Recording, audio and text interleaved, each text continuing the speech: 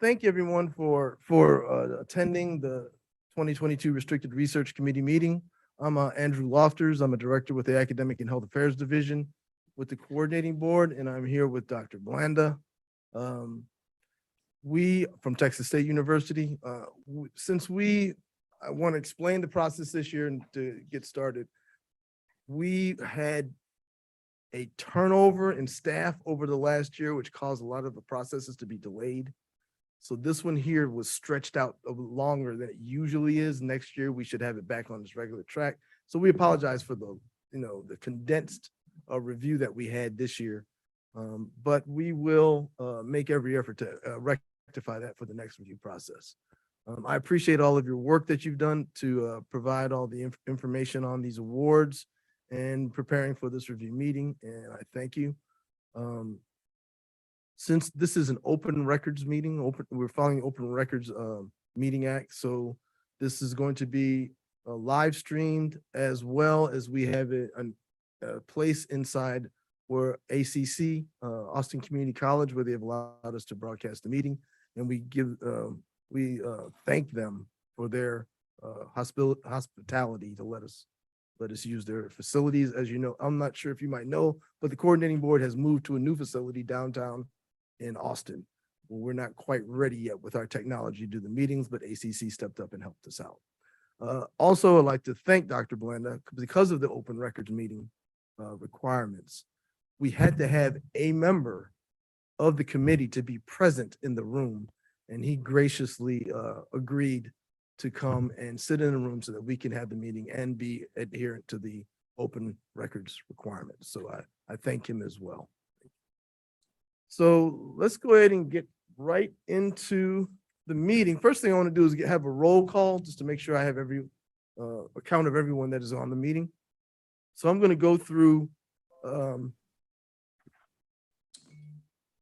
the list of institutions, and if you would, at the time, I need to say this beforehand. For housekeeping, and unless you're speaking, please keep your microphones muted. When it's time to speak, then unmute your microphone, and please state your name before making a comment. But as I go through this list, if you would, when I get to your institution, unmute your microphone, let me know who you are so I can put your name down on the list. Angelo State University. Yes, this is Katie Plum at Angelo State. Good morning. Lamar University. Good morning, Jerry Lin from Lamar University, and I also have my staff member, Miss Candice Moore, joining me on the side. Thank you. Good morning. Good morning. Good morning.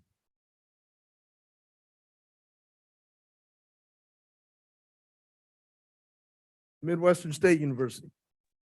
Good morning. This is Kathy Zuckweiler from Midwestern State.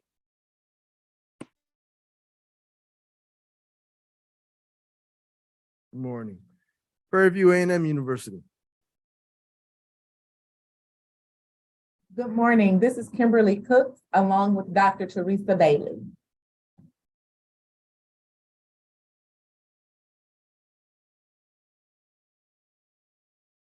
Good morning. Sam Houston State University. Hi, this is Brian Loft from Sam Houston State. Good morning. Stephen F. Austin State University. Good morning, Leslie Cecil from SFA. Good morning. Saul Ross State University. Hey, good morning. This is Brett Siebert with Saul Ross. Good morning. Tarleton State University.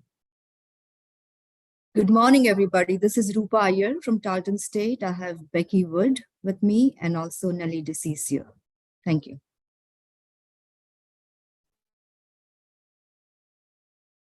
Good morning. Texas A&M International University.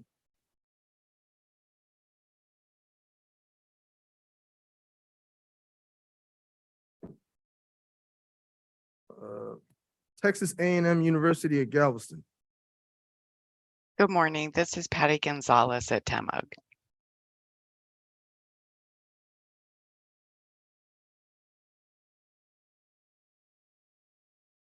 Good morning. Texas A&M University, Central Texas. Hi, Walt Murphy, A&M Central Texas. Good morning. Texas A&M University, Commerce. Good morning, CC Gassner from A&M Commerce. Good morning. Texas A&M University, Corpus Christi. Good morning, Charmaine Ahmed with Texas A&M Corpus Christi, and I also have Hannah Mitchell with me.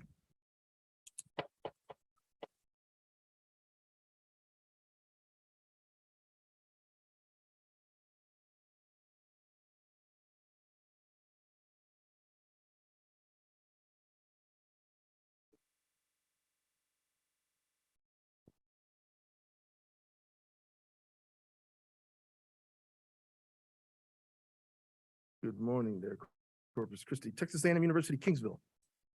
Hi, good morning, everyone.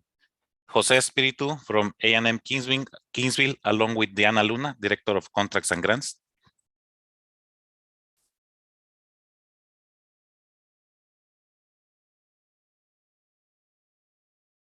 Good morning. Texas A&M University, San Antonio.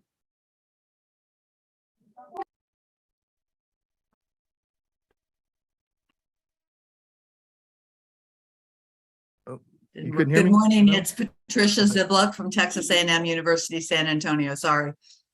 Not a problem. Good morning. Texas A&M University, Texarkana.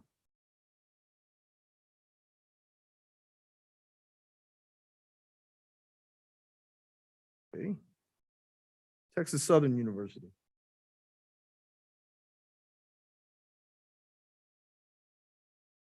Okay. Texas State, we have Dr. Blanda. Here, thank you. And I have my colleague back at Texas State, Dr. Amy Roundtree.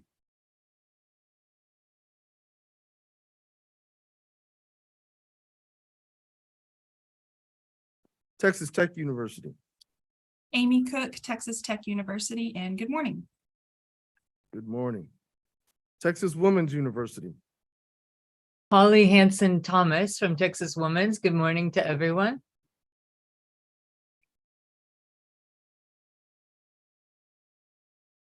Good morning. University of Texas at Arlington. I think you said me, University of Texas at Arlington. Yes. Is that where we are? University of Yes. Good morning. Good morning.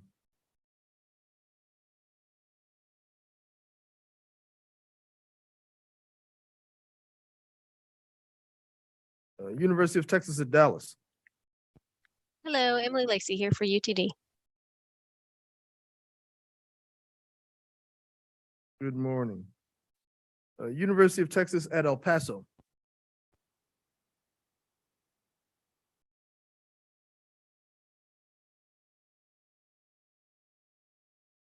You there?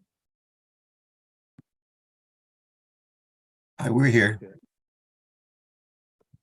I'm Daniel from the University of Texas at El Paso. I'm with Manuela Doki. Her audio's or her microphone's not working at the moment, but we'll get it fixed soon.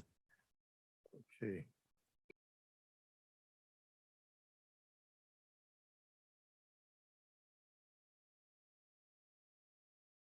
Good morning, and I hope she gets rectified there. University of Texas at San Antonio. Good morning, Sandra Garcia here, also with my colleagues, Veronica Stoller, AVP of Financial Operations, and Jennifer Silva, our Post-Award Director. And I want to give a thank you to University of Texas San Antonio. They have also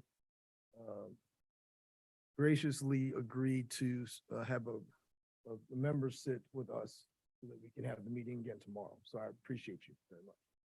Welcome. University of Texas at Tyler. Good morning, Carla Reichert for UT Tyler, and we also have Dr. Quita Mokhtari. Good morning.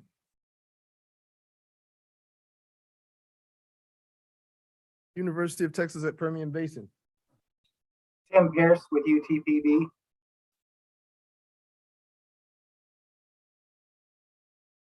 Morning. University of Texas, Rio Grande Valley. Good morning, this is Mari Perez, and on the line, I also have Dr. Thomas Spencer, our AVP for Research Operations.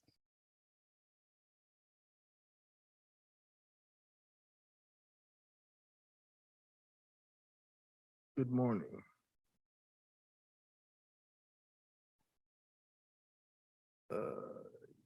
University of Houston.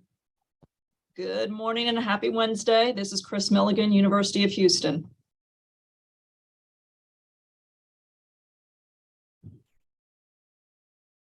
University of Houston, oh, good morning. University of Houston, Clear Lake.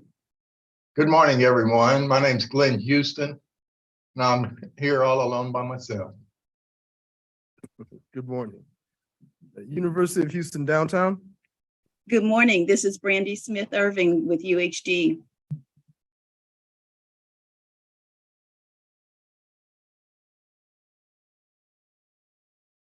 Good morning. University of Houston, Victoria.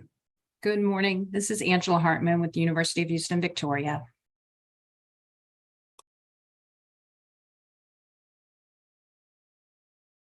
Good morning. University of North Texas. Good morning. This is Emily Losi for the University of North Texas. Also have Charles Tarantino, and then we've got another colleague, Dallas Gill, who'll be joining shortly.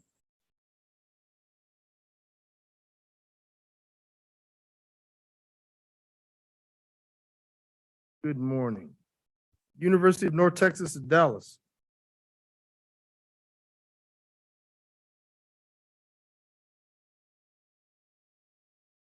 And West Texas A&M University. Good morning, Teresa Clemens for West Texas A&M University.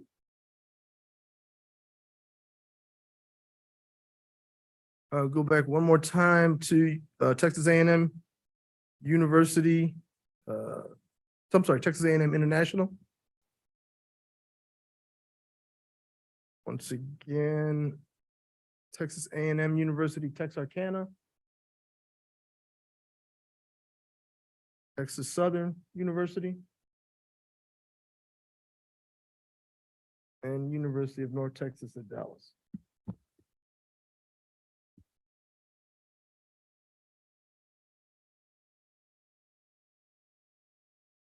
We had two that just joined. Did I recognize your institution? Amy Roundtree, Texas State University. Good morning. And is someone else that just joined that I might not have recognized?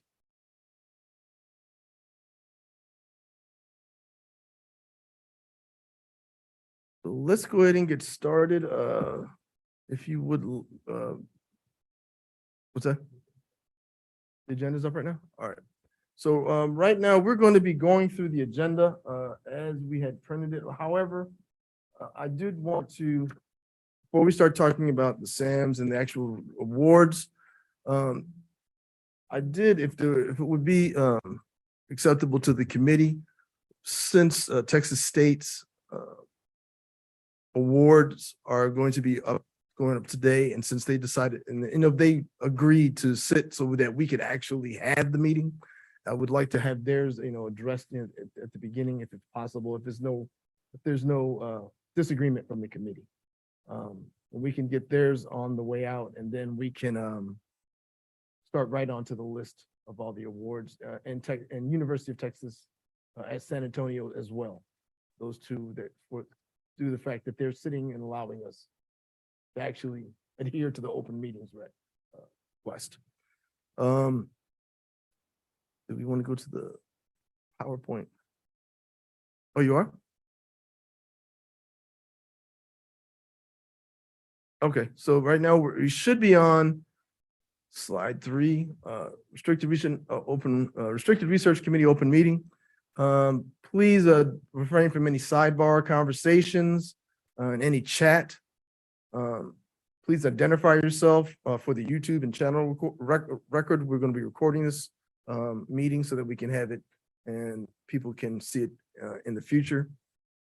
Right click on your name and identify yourself on your audio feed. You can right click on your name and then you can put your first name, last name, and your institutional abbreviation or acronym. And when roll call is announced or when you're making a statement, please unmute your microphone and then you can speak. We have the agenda. Sorry, it's so small, but you've already seen that. We've already sent it out to all of you so we know which way we're going. The next one we have is discussion of the transparency process. So it was, like I said, it was a delayed and yet condensed process during this year. However, we did go through the steps. So we did post the awards on the transparency list. We referenced SAM's, as when we posted the awards. We were reviewing the awards on the transparency list as either questionable. And we took those awards and we put a spreadsheet out to all of you so that you can make comments for all the questionable awards. Yes, good. There was a situation that did come up, and Dr. Blanda did bring it up to our attention, is that if a award was marked as questionable inside the portal, however, they didn't put comments on it, it wouldn't have come up on that spreadsheet. So we're noticing that that was a situation where it wouldn't have been on the actual spreadsheet of comments, but it would have been marked questionable. So you would just go ahead and we'll give you the opportunity to defend if we have any problem with that, and as we go through the consensus list. We uploaded the supporting documents to the transparency list, and you can upload all your transparency files during the consensus building process. And you were able to put inside the whether or not you felt it was either undecided or restricted research, and we can use that process to help us go through this review of all these awards.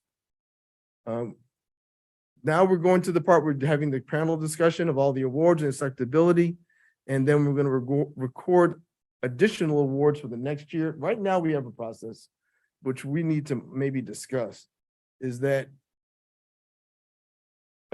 what we have on our website is that if the award was late, say for instance, it was after this period and you're using it for restricted research purposes, you could put it on the award for next year so that we could consider it. The issue is that the institution takes on somewhat of a risk in the case that it would not be considered restricted research the next year. Now, we also have had an issue that expenditures that you report as restricted research expenditures need to be on the list. Thank you. Thank you. I'm looking at two different screens and I've been redirected to know that you're over here. So we want to make sure that we have an accounting of all the awards that we consider as restricted research, and that we have any expenditures that you have reported to us on an award that wasn't included in this review process, that we have that accounting for us so that process is already documented on our website. I think that's it for that one. So for the transparency review, I want to go into that now. So over 250,000, those have to go through a review and a vote. Now, we do have the consensus building process here in that, we can see if the majority of us have already considered that as being a restricted research award. We may be able to use that tool to help us move through the process instead of having to do defense on something that is a majority or overwhelmingly considered restricted research by the committee. I was going to bring to the committee this thought: if the consensus tool that we used had a majority, more than 50% of the votes as saying that it is restricted research, would you be amenable to have that award go through as restricted research instead of having to go ahead and defend it in this case? So therefore, now if there is some type of situation where you have some outstanding problem with the award, but if we can see that the overwhelming consensus of the group is that it is restricted research based on the consensus tool, that we can move that forward to restricted research and go into the ones that are not a majority vote for a consensus on the consensus tool as being restricted research. Those we can go back for defense. Is that? Yeah. Yes, please, you're there. That would be acceptable to Texas A&M San Antonio. That would be acceptable to UTSA San Antonio. That would be acceptable by Prairie View A&M University. That would be acceptable by UH. Well, here's what we're gonna do. We'll have, Dr. Blander will make a motion, and then we will look for you to make the sign of yay or nay on the screen. All right?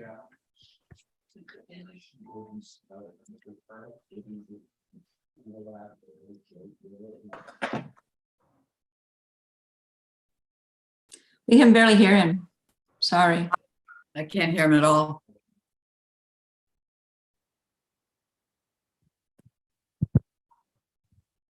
Can you hear me now? I think so. Yes. Right. Yes. So I make a motion to accept the results of the consensus building survey, where greater than 50% of the panel decided that the project was restricted research, and we accept the findings, or we accept the results of the consensus process. Senator Garcia, UTSA, second that motion. There we go.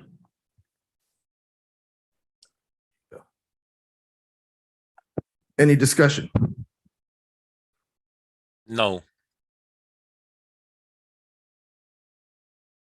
All right, so with that, we can either raise your hand or show the thumbs up sign on your screen, and we'll use that as our vote.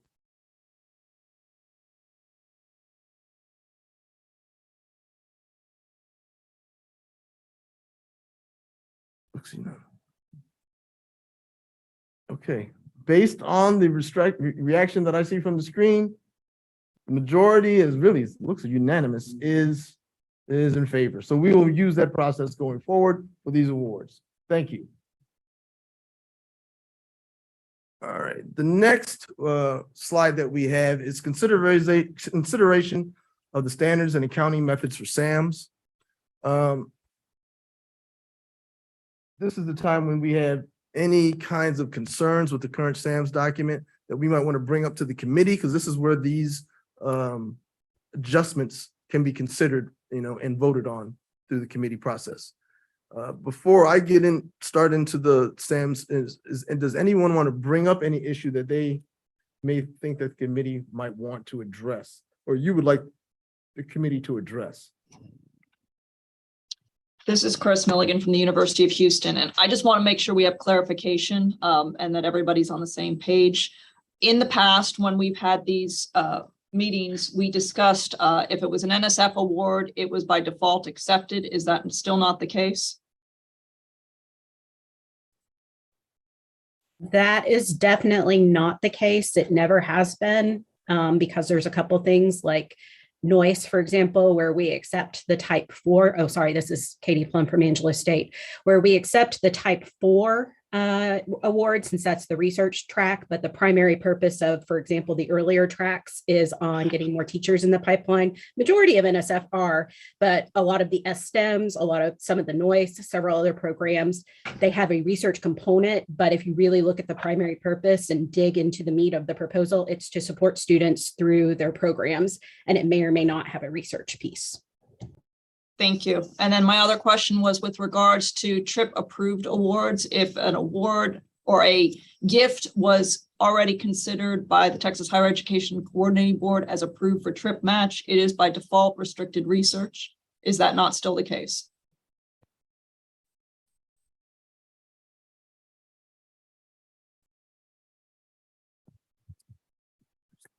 We've accepted those in the past, and so I don't see a reason to be inconsistent at this point. Yeah. Thank you.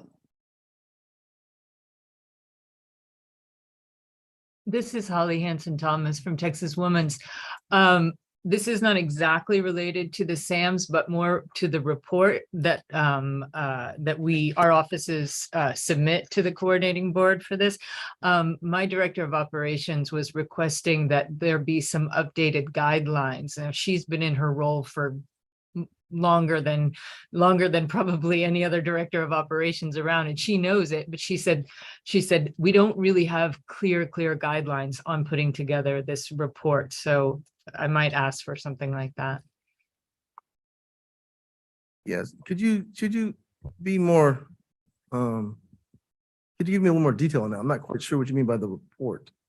The report that's submitted to your office for the restricted research, the report of all of the research projects. Oh, I understand. The first spreadsheet where they list when you list all of your restricted research awards. Yeah. For consideration during the meeting. Uh-huh. And what specifically are they having some concerns about with that? Well, if we have new people, in different offices, they may not know to report the entire amount for the grant, or maybe because sometimes we see the same grant come up several times, but really we were to put the whole grant in at once. I think just more specific guidelines on it. Does anybody else have any additional feedback on that? This is Kathy Zuckweiler at Midwestern State. I know when I was new here, the first year that I was responsible for the report, it was a disaster because, to echo Holly's comments, I didn't really know what I was doing, and Katie was tremendously helpful. So the second year was infinitely better, but we really floundered that first year to figure out what to report, how much to report, what sort of supporting documentation was needed. So I think this committee is tremendously helpful, but by the time we get to the committee meeting, what's done is done on the report. So best practices, or just as Holly suggests, a guide for what gets entered, how it gets entered, what sort of supporting documentation is useful. I think as we have turnover within the offices, that would be really helpful. This is Tim Pierce with UTPB. I had exactly the same experience that Kathy just described. The first year I was involved was a colossal mess and confusion and anxiety. It was not clear to a new person to this. So I wholeheartedly agree with this for new people. I'm now up on it. I understand it. But when this is put in front of a new person at a university, it is overwhelming. This is Charmaine with Texas A&M Corpus Christi. If I may add, it will be also helpful to have documentation we know that 50% or more research, but there are types of research that are done with software or surveying, and those are not always very clearly identified. And to go to the PIs and tell them how they should be saying it, and then we go and chase them back to say, okay, tell me what needs to be done in it. So if there were a way of putting everything very clearly with the ones that are repeatedly seen questionable or not clear, that would be very helpful. And the second point is this: we unfortunately have a bunch of ones that it's a continuous every year comes in, and we have to say come to you every year, but the original is already defended maybe a few years ago or 5-10 years ago also, some of them, and it's a continuous process. So if there is a method, it's like the ones that are older, the scope of the work didn't change. It's the supplementer is continuously coming in. If we can look at that, that's a little less burden when we are preparing or when we are evaluating to match the two and kind of go from there. Thank you. This is Katie from Angelo State. Could I suggest that perhaps we name a subset of individuals to work with you, Dr. Lofters, on coming up with a set of guidelines for what the different columns are in the spreadsheet, some other stuff, and maybe actually embed it in the spreadsheet as an extra worksheet tab so that it can be referred to by anyone in the future. That way it lives with the document, so people don't have to look in different places. It can refer to the SAMs, but then I think that might solve some of the problem. Obviously, we wouldn't be able to put it together all in this meeting, but I'm thinking like 5 or 6 individuals and then circulate it amongst the group. We could come up with something clean for next year. So this is Amy Roundtree from Texas State University.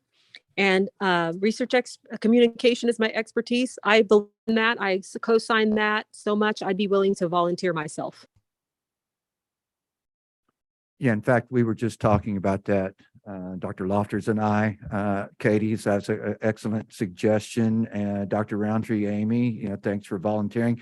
I think to be more efficient, maybe keep the group somewhat smallish, maybe 4 or 5. Propose that some changes be made or additions be made and then send it out to the entire group for review and ultimate approval. And then we can try to enact it for next year. Does that sound like a process? So we just need a few more volunteers, I guess, right? Kind of. Right. So right now I have got Angelo State, Texas State, University of Houston volunteers as well. Texas Women's, I brought it up. I can volunteer. Let's take TWU, Texas Women University. I can participate as well. Sarah Panapinto. Who was that, Sandra, UTSA, or is that UTA? UT Arlington? UT Arlington. Arlington, okay. I mean, that's a That 5-member gives us group. 5, Is that acceptable to the committee? And that would be, I can work with you to talk about improved guidance on that initial spreadsheet. Right. Of how you report your initial awards. Okay.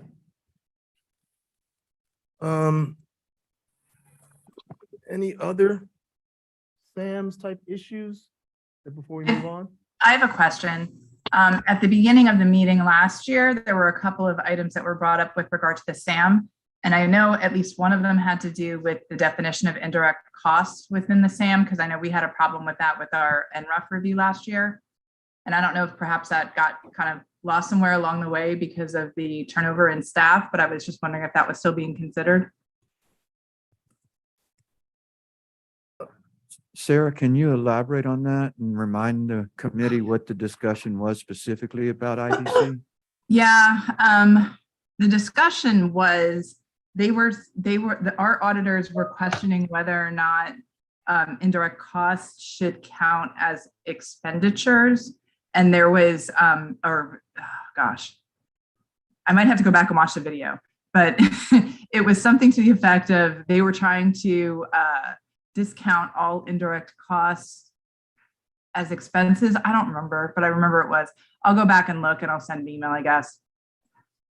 I think if I'm following the discussion, obviously we can't include indirect cost as part of the restricted research expenditure at the time of the award. It sounds like what you're describing is the collected or recovered indirect cost by an institution is then restricted for the use of research, and then those expenditures. No, I think I remember at the local level. You jogged my memory. I think what it was that Okay. the auditors, like some of the things that are often considered indirect costs are considered direct costs for certain awards, right? Like admin time, computers, for instance. So because of the wording in the SAM, even though we consider them to be direct costs, the auditors were questioning whether or not it was indirect costs. So I think we were looking for some kind of clarification within the SAM document. The indirect costs that are disallowed are those that are, your indirect cost negotiated rate that are, completely not counted. But that if there are items of costs that are considered to be direct, often considered to be indirect, they are allowable as to be counted as research expenditures.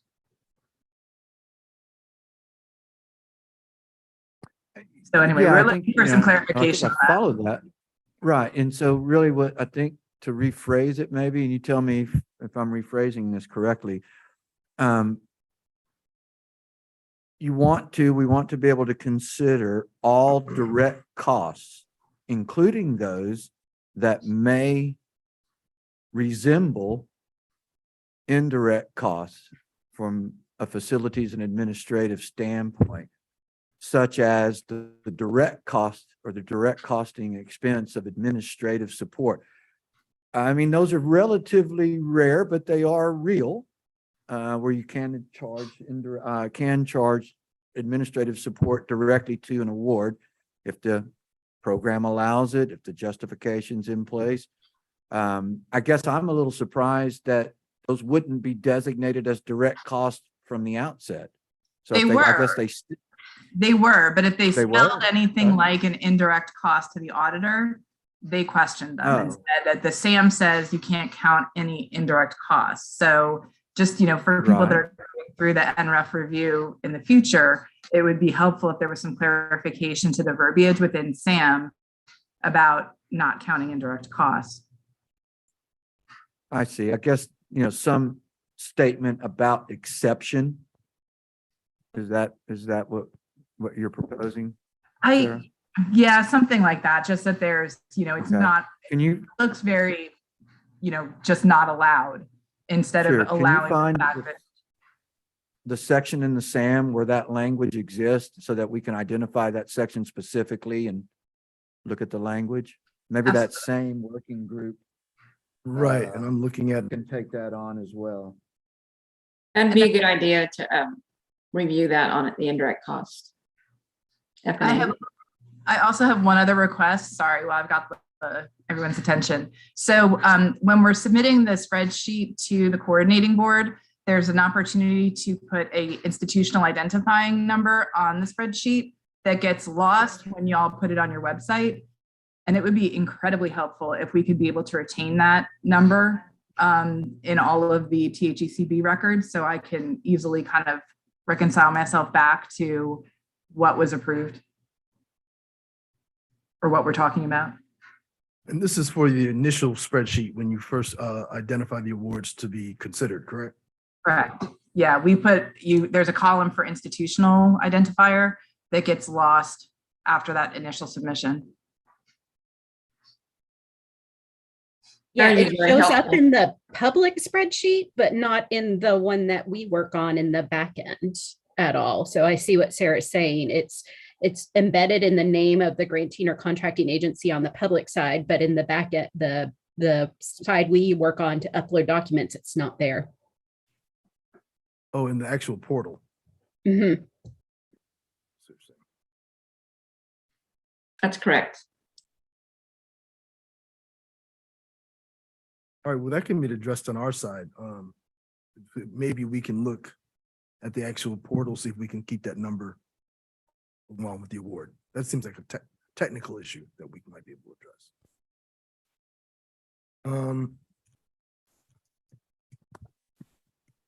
At this one, I wanted to bring up one. In the event that you have an award that is non-monetary, a donation, let's just say, but there's no funding associated with it. We want to discuss that. If that type of award is put in as a restricted research award, if it was restricted to research, this donation, non-monetary donation, that it could be actually considered an award because it benefits the actual institution. But where we're having an issue is if when you account for that donation in whatever kind of accounting system you have, if it's not, it couldn't be submitted as an expenditure because there was no monetary award, monetary amount with it. That's come up over the last year. And I wanted to bring that up. I think that needs to be, well, it's been brought to our attention, that needs to be addressed in the SAMs, that anything that is a non-monetary award, you can consider it as a restricted research award to you, but you wouldn't be able to actually report it as expenditures because you actually didn't expend any funds. So I need to address that, but I wanted to bring it up in front of the committee, just to hear your input. This is Kathy Zuckweiler from MSU. We had this very situation, I don't remember if it was last year or the year before. We received a donation of software from an industry group that is specifically for research. That's all our faculty and students use it for. It's a rather pricey piece of software. So we included it on our awards report, and it was disallowed for the very reason you described, that there were no expenditures to charge against that because it was essentially a gift in kind, even though it was 100% restricted for research. So if I remember correctly, the discussion at the time was that it really did no good to include it in the awards list because it wouldn't have any expenditures charged against it, so would not figure into the formulas we're calculating the money that's returned for restricted research support from the coordinating board. Does that sound about right to everybody else? Yeah, I certainly remember that. I mean, for us, Well, it was if a $6 that million is- software, so I was kind of bummed when we couldn't count it, but again, where there were no expenditures against it, it made sense. But yeah, so let's ask the question. So I can understand, or I think the panel would understand, that it is a benefit to the institution and it's received as an award, probably through your university advancement office. Is that true? Yes, that would be true. That would be the case. Uh-huh. So it comes in But through already university it actually advancement came like a through. restricted gift. And then there is value to that award. So I guess it then becomes the question, what's the benefit of putting it on the restricted research award list if there's no expenditure? I mean, I'm not connecting that final concern. I mean, you can put it on the list, right, as an award. I just don't know how that then translates into an expendidio. Well, And the, that's exactly, Mike, that's exactly the issue. And so we actually withdrew it last year or the year before when Midwestern State had it on our list, because even if it was credited as an award because it is solely used for research, there was no expenditure to track against it. So it really didn't have any impact on anything. And so there was no benefit, no point in including it on the restricted research award list. well, also if you have the, you count the gift at the time you receive it, and then there are expenditures later. Maybe there's something you have to purchase, maybe some side item to go along with the software or computers or what have you as a donation. Then you do have expenditures and you don't have it counted as restricted research. Then you can't count them at all. But I would consider the gift or donation, that's the actual cash for the other stuff, to be the restricted portion, not the equipment itself or software. Because it can't be Yeah. expensed, it's not going to show up in the AFR. There won't be a one-to-one relationship between what's in the AFR and what's showing up on the RRE report. And I think that may be the key point, because in our case for the software, it was a gift in kind. So we received essentially the intellectual property, the license to use the software, but there was no cash that came with it to purchase computers or support student wages or anything like that. So is that perhaps where we draw the line? If it is a gift in kind, I think is the word our advancement team uses, where there's no monetary exchange, then there's no expenditures, so that we can get the market value of the award, software or facility or whatever it is, but then there's no expenditure to charge against it. So maybe if there is a gift that is made with a monetary, where there's a cash influx, that then there are expenditures charged against that. That to me seems to be the distinction, where it's an intangible versus actual dollars and cents. Katie, I got that about right? So if I'm hearing correctly, you're saying that you can still put it down as an award. However, there won't be any kind of expenditures that would be credited to that award because there was no influx of money. Is that what I'm hearing? So what we did, and I don't honestly remember if it was last year or the year before, we withdrew it from our list because for that very reason, that there was an award, but there was no cash award, and then there were no expenditures against it. So it was essentially a moot point. And so what I'm hearing from the conversation is that if there is a monetary award, cash changes hands, then that would be included on the award list. But if it is a gift in kind, where it's software or something that does not actually have cash change hand, that would not be included, because then there's no counterbalance to that. Does that sound about right? So to sum it up, if there's no expenses that can be associated with the non-monetary award, then it shouldn't be on the list. I agree with that. Okay. That sounds logical. All right, I think, so let me recap to you. So the committee has, I think that would have to be a deciding factor at the institution. If you want to count it, I mean, if you want to submit it as an award, do so. If you have expenditures on it at some time and a later point, then you have it as restricted.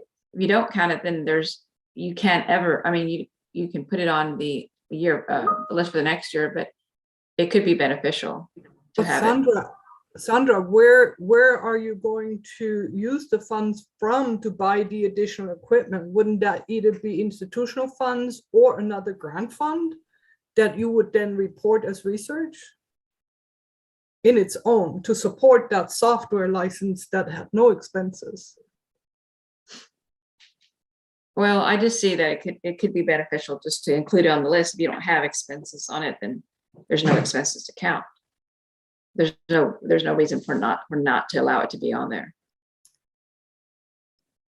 I would stay steady on what we have been doing, simply because in the end, it's a logical thing and it's Right. consistent with our practice not to count donated or gifted equipment.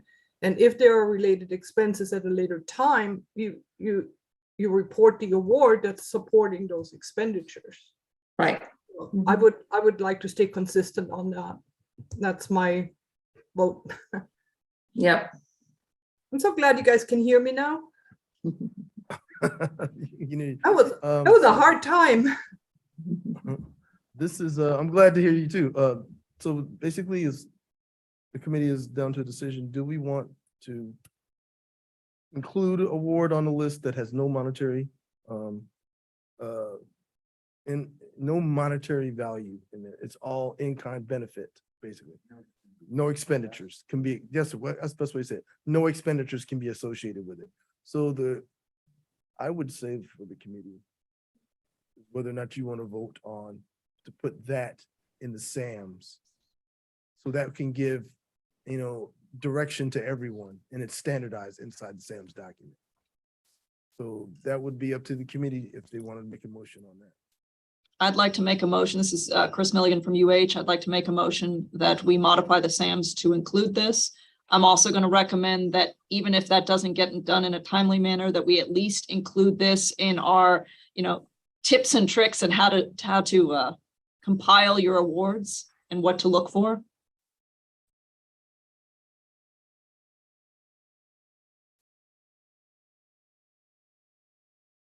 Yeah, I would say. Katie Plum from Angelo State, I'll second the motion. I'll third it. So I'm looking at the SAM document now, and it does say that we're supposed to list every contract, gift, or grant from which restricted research expenditures will be made. So it's kind of clear. Right, I think we might just need to enhance it. Make it. Underline it. So we have a motion from Chris Milligan and a second from Mike Blanda. I guess it's time. Do we have any discussion? Well, I think one discussion point that Sandra brought up is that, yes, you go ahead and put it on the list because it is a new award that the institution received. And there may not be any expenditures coming from that award for some period of time, but then there could be some situation where expenditures do emanate that connects back to that original donation. It's a gift at that point. So I'm gonna disagree with that. I'm going to disagree with that as well. Because, all right, let's use the software example. HP donates $1 million worth of research software. you will never get $1 out of that donated software. There will be research associated with that software, and that would be Sure. counted in a separate award or a separate activity. But that software will never generate a single research expenditure because it's just stuff. Does that make sense? I certainly do. That That's does what make we're sense, and I talking think- about are Mhm. those things that have no monetary value and cannot be expended. Well, Exactly. then, as Sarah should not pointed out, be- the SAM's already clear on that. But what we're You only suggesting list is they should not awards. even be put on the list as an award to be considered for the potential for research expenditures, because there are no expenditures by definition. So let's say HP gives you a donation of $1 million and says you must match the $1 million. Whether or not we should. Well, that how we you So should are you gonna going match to- it? What are you gonna match it with? clarify. That match. Well, if it's what do you external- have to purchase? You have to purchase software from them. Well, If they're giving you cash to procure said software, then that's the research expenditure. But if they're giving you the software, there is no expenditure on your books. Exactly. There's no expenditure on the book. And so if there's no expenditures on the books based on that non-monetary award gift, however we want to classify it, by default, it should not be on the list, is what I'm proposing. Yeah, I'm sorry. I was misunderstanding your motion, Chris. I'm sorry. This is Walt Murphy, A&M Central Texas. I do have not really a counterexample, but a question, I guess. Imagine you're donated a piece of equipment by someone, but that piece of equipment requires fairly expensive maintenance over several years. If you receive funds through a research grant to pay for that support of that equipment, the maintenance, would that then be counted as research expenditures for that equipment, or would we consider that to be a separate grant, for example, that was given later? I guess that's the thing that's going to come up for us. So I wanted to bring That's that the up. latter. It would be considered the latter, is the award that you have that is supporting that equipment, that expenditure is counted under that secondary award or that secondary sponsored agreement, because you're that getting you would cash withhold. to do that. So The how are you going initial to? And there is- equipment is not. So are you going to be receiving cash to support it, or is the university going to be, Walter, is the university going to be supporting the maintenance of that equipment? Well, right now the university is supporting it, but we are soliciting to see if people would help us with the support. It's $100,000 every 3 years for some equipment we have. But I just wanted to bring that up. No, I'm fine with considering it to be a separate grant. I just wanted to make sure I could clarify that to our PIs so they Because would know. Right. Okay, Senator Garcia, we had a huge gift, $30 million gift, and we're going to have to support that gift in future because it will need support. There will be maintenance and things of that sort, and we don't have it on the list, and there's expenditures towards it. How are we going to count that? Sandra, you would report all the external funds that would come in support of that equipment, and then you have the power of the pen to justify the relationship. These funds are for the research equipment, therefore qualifies, and then the board will decide. But you can't use internal funds because those are not Right. restricted, to claim the research expense on the donated equipment. So Because there is there are- guidance in the SAM that discusses external funds that are used to support institutional research infrastructure, for example, right? So Right. yeah, considering it as a separate external award. when would the stand on time its own comes and merit. the funds are Yeah. received. Mhm.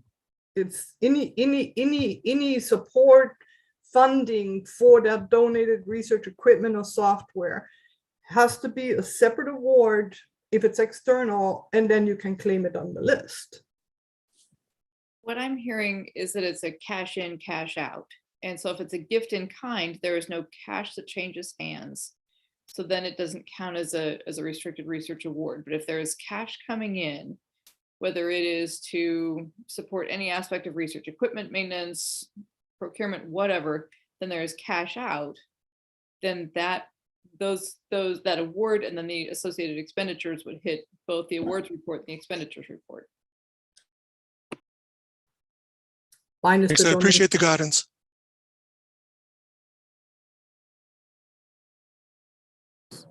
So I think we are saying the same things. It's just the same as that you're just going around. So why don't we, so we're voting on the motion of whether to exclude awards that have no monetary value that you cannot associate expenses for. So based on this motion, those will not be submitted to us as an award to be put on the list. So I think we're ready for the vote.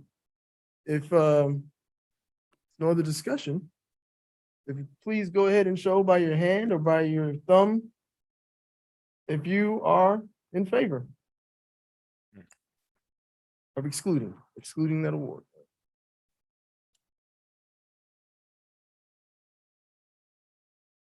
All right. Any opposed?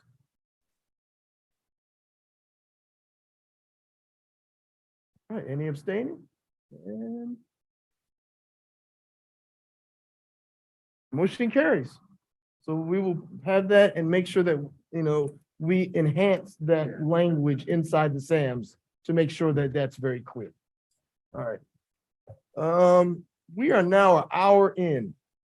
So I'd like to take a 5-minute break just to go ahead and stretch for a second and come back. Let's just say 10:05. 10:05, we'll be back. All right, sir. You go.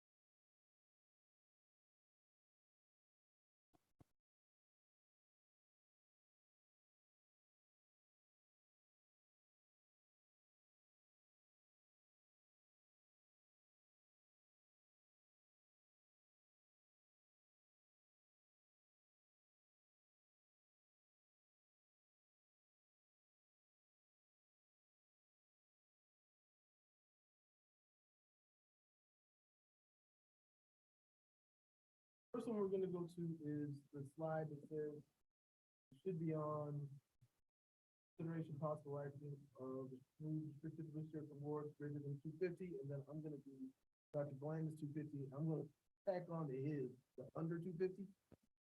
Cause I don't have any under. you don't have any? Oh. Well, No, I mean, if you look at they're all I'll go strongly, strongly for it. Yeah. yeah. Okay, so then After that.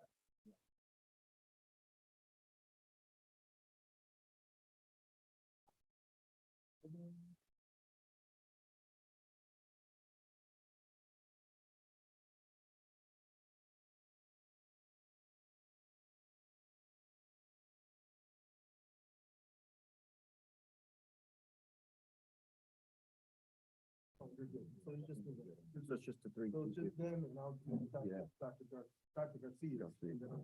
And then we go down the list. All right, we're doing And I would stay with all the 250s and then clear all the 250s and then do the under 250. Yeah, because I did the same deal with. Yeah, after sound run out. Yeah, Yeah, okay. yeah, yeah. Then we go, like I said, yeah. And then we just do all stay of with the, 50s? yeah, and then the unders, yeah. Okay. All right.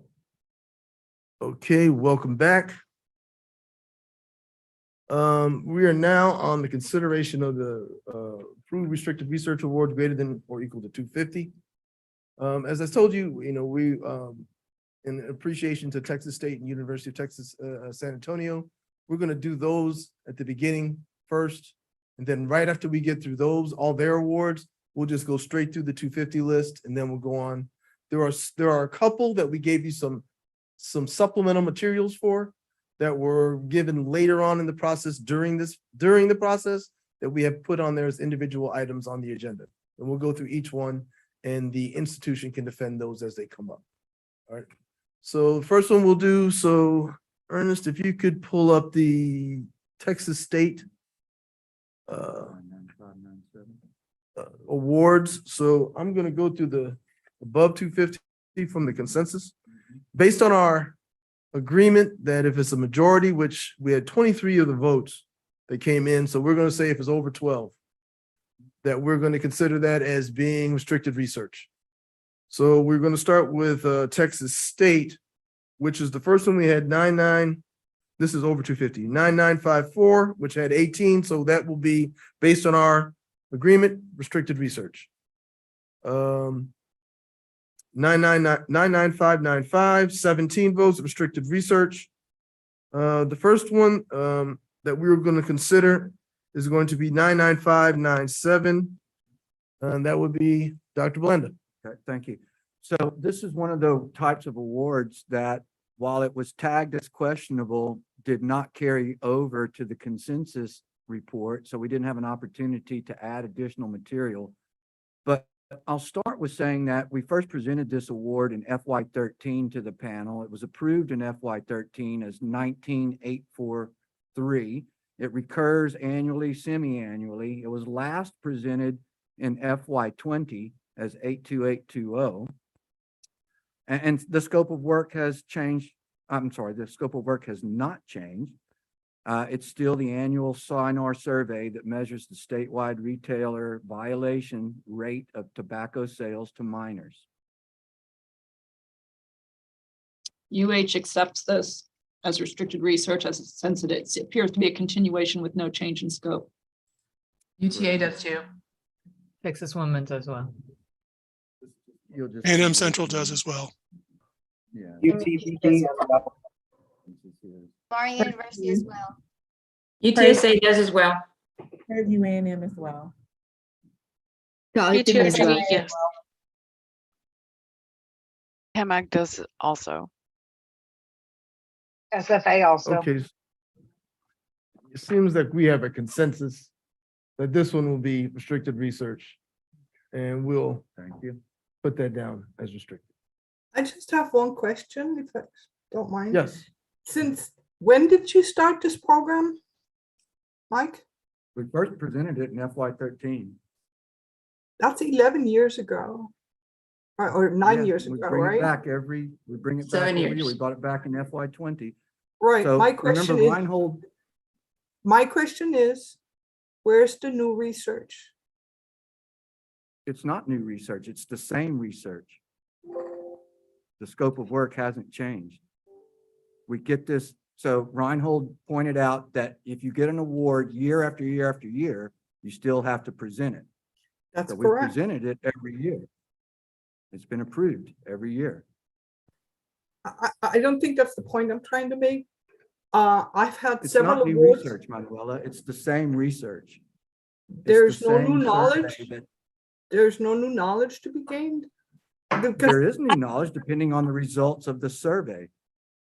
And then that helps inform policy recommendations around the tobacco enforcement in the state of Texas. so it's I'm ongoing. missing something in the SAMs, but I am not aware of a requirement that a recurring award be new research. I've gotten a few rejections because of where's the new knowledge, where's the new research, where's this, where's that. So I'm just asking where's, because you do research at one point or another, you have to finish your policies, if that's the core We of the finish the research Yeah. every year, and every next year we do the research again. And then the Okay. results come I'm- out, and then I'm that fine with that. informs the policy. So it's not a new research model, it's not a new research paradigm, but it's a new year of gathering data, okay? I'm sorry I asked. It's okay. No, it's okay. It just Yeah, was a it's okay. question. I do see Yeah. what Manuela is saying though, because if it were, and it's not the case here, but if it were a case where we're done, we're like a clinical trial implementation research, once you get to the implementation stage, then the question becomes, is this research anymore or is this programmatic? So I get where the question could Correct. come up. So, and why it's being asked. Correct.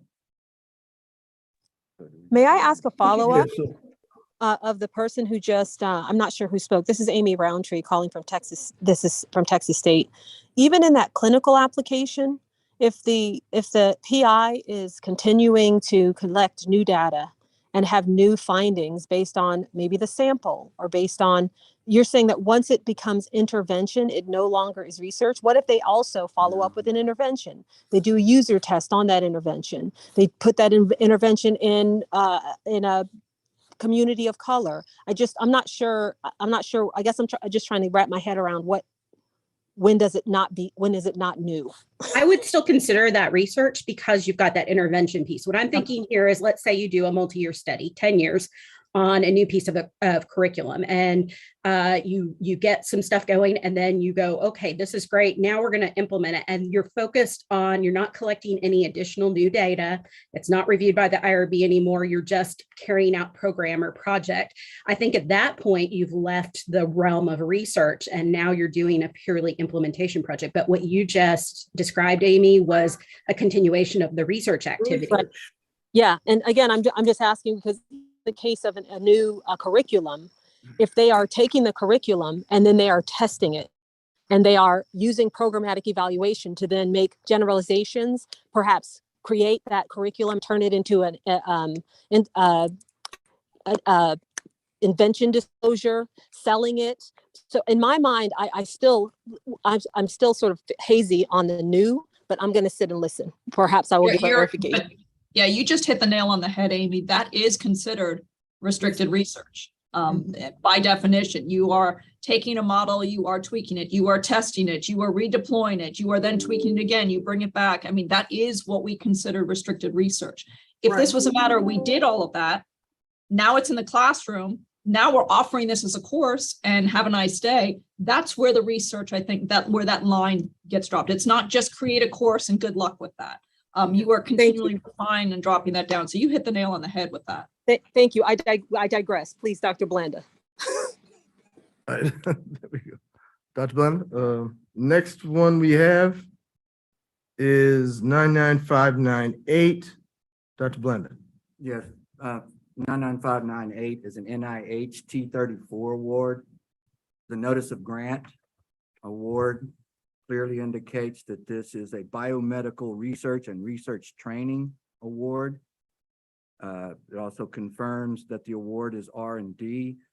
It's a clear example of 1.3.2. NIH has indicated that their awards are R&D. So I agree it's R&D. Yeah, this is clearly research training. This is Katie at Angelo State. I accept this. Same here. ETA does I as think, well. let me do this a little bit, so just to make sure, so we can go through the voting part a little easier. So let's just do this. Now that Dr. Blanda has presented, if you were in agreement that his reward is restricted research, give me a thumbs up. Where can I find the thumbs up? It should be under, Uh, it should be under, maybe the three dots. You see three dots, it might be under that more Just say panel. reactions, yeah. Reaction. You can also just put Or your you thumb can up. just do a thumbs up, that'll work too. Yeah, the old fashioned way, there you go. I like Um, it. All right. I think we have consensus. Anybody that is opposed? All right, we have consensus. That is restricted research. No, 9916 was withdrawn.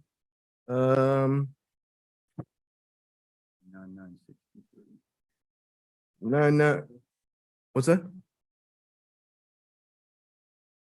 It's 15, so that's fine. You said 99623, thank you. 99623, go ahead, Dr. Bundy. 99623 is a grant from the Texas Higher Education Coordinating Board under the Minority Health Research and Education Grant Program. And that's exactly what the PI is doing. I had it mislabeled as 1.3.2. It's probably more appropriate to be 1.3.1. And so the IRB description for that is it's educational research, scientific study on how humans, both adults and children, learn in various educational settings while examining effectiveness of educational interventions or attempting to understand the constructive teaching methods or curricula, in addition to investigating the social psychology of academic settings. So the IRB approved grant project, which is called Attaining Culturally Sensitive Counseling Education for Speech, Linguistics, and Trauma-Informed Services, is an applied research project that builds on the educational and clinical training graduate student interns receive in their professional counseling and speech pathology programs. So both pre and post surveys created by the investigators will assess changes in the intern's perceptions and explore intern experience related to application of the program content areas in a diverse client population. Participants will complete qualitative surveys at the beginning and end of each intern experience. From the IRB application, I have a 6-page survey along with the interviews. And so there will also be qualitative analysis of the intern experiences that will illuminate how the project content areas can be applied in clinical settings.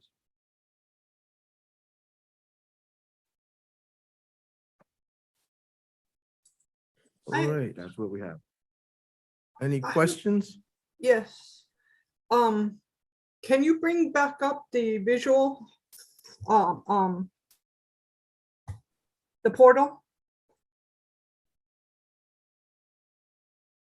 Should have it. Okay, I see it now. Is this federal funds flowed through the state of Texas? I mean, the coordinating board?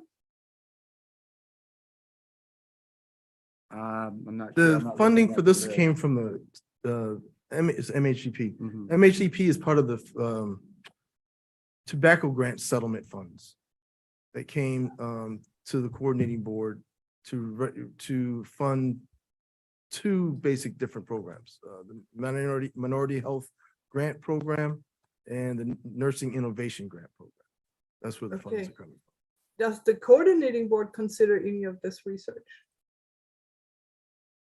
Well, on their website, Manuela, it's listed as a research and education grant program, research being the first word.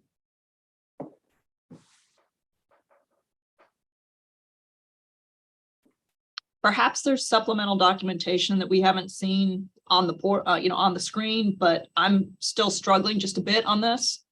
I think it probably could Well, be, but I haven't heard where it is 51% or higher of research.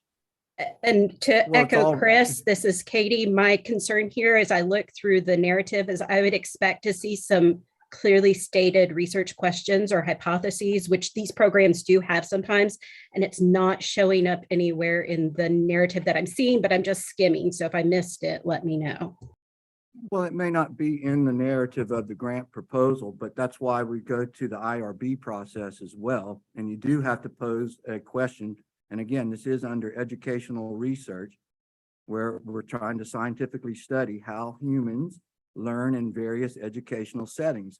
The educational setting in this case are the interns in the clinics where they're doing the training, and then they're providing feedback on the content area, the new content area that's being provided by the grant, by the PI, and they're giving their feedback both in quantitative and qualitative data collection. And so we've got the project access. Dr. Seth, see if you can get the survey up. I'm not questioning the survey part, but what I'm coming back to is Uh-huh. it says very clearly in the abstract that the primary purpose is to address the Right. mental health workforce shortage by setting up sustainable academic clinical partnerships to increase valuable student in turn clinical placements. And that in and of itself kind of suggests that while research could be a piece of the puzzle, it's not the primary purpose of this particular. Clinical piece would be doing research studies on the participants. That's what clinical research is. But the research is on the efficacy of the new content that's being provided to the graduate interns in those settings to assess whether they've reached this culturally sensitive awareness. So it's an assessment of the program. It's under 1.3.1. Sandra, I think the clinical piece in this case is not, it's clinical partnerships between the university Right. and the clinical sites. So I'm kind of with Chris and Katie on this one. I'm not convinced that this is predominantly a research-driven project. Well, as we pointed out in the past, when we have programs that have a large amount of funding that keeps the population in place that you're trying to do the study on, whether it's students progressing through a STEM program, in this case, it's interns progressing through this clinical setting.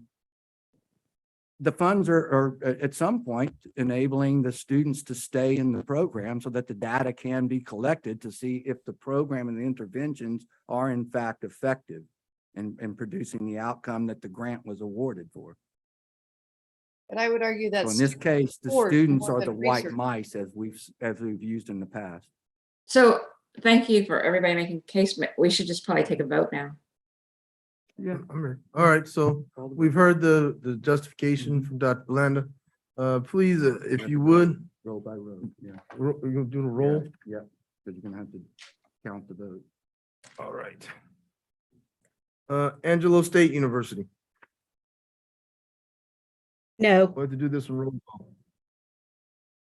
Oh, Angelo, no. No. okay. Lamar University. Yes. Midwestern State. No. Prairie View.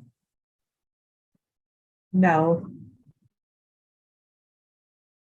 Sam Houston. No. Stephen F. Austin. No. Saul Ross. Yes. Carlton. No. Texas A&M University Galveston. No. Texas A&M Central Texas. No. Texas A&M Commerce. No. Texas A&M Corpus Christi. No. Texas A&M Kingsville. Yes. Texas A&M San Antonio. No. Texas A&M Texarkana. I'm sorry, not sorry. Texas State. Yes. Texas Tech, No. Texas Women's University, Yes. UTA, Yes. UTD, Yes. UT El Paso, No. UT San Antonio,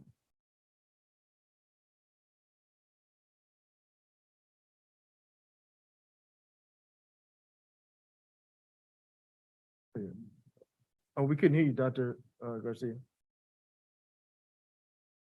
Sorry, I thought I was unmute. Yes. Yes. University of Texas at Tyler. No. Yeah, I'll finish it. UT Permian Basin.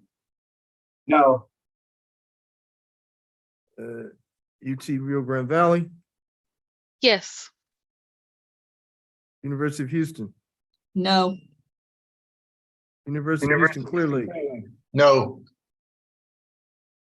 University of Houston Downtown. No. University of Houston Victoria. No. University of North Texas. No. And West Texas A&M. No. All right, by vote, that one we are going to consider not to be restricted research. All right, I think that concludes. I think you had Martin, yeah, you withdrew it. That concludes the 250 for Texas State. So we're gonna go to University of Texas at San Antonio, and we're going to go 250 first. What's that? Sure. Oh, let me catch up. And for theirs, I know we have on the agenda that theirs are separate items for some of the ones that we got later on. I would ask if the committee would be amenable to move those up so I can get UT San Antonio, all those out of the way today. Because they won't be able to come back, time restraint. So I'll see if we can't move that right along. Were those late submissions? Yes. They were submitted after we had already, yes, after we already started the process. So what happened was we had to have a consultation with the coordinating board leadership. You did something similar last year where you had one that was put in the process and it was actually considered after you had already started the restricted research review, and it was put on as an item by itself.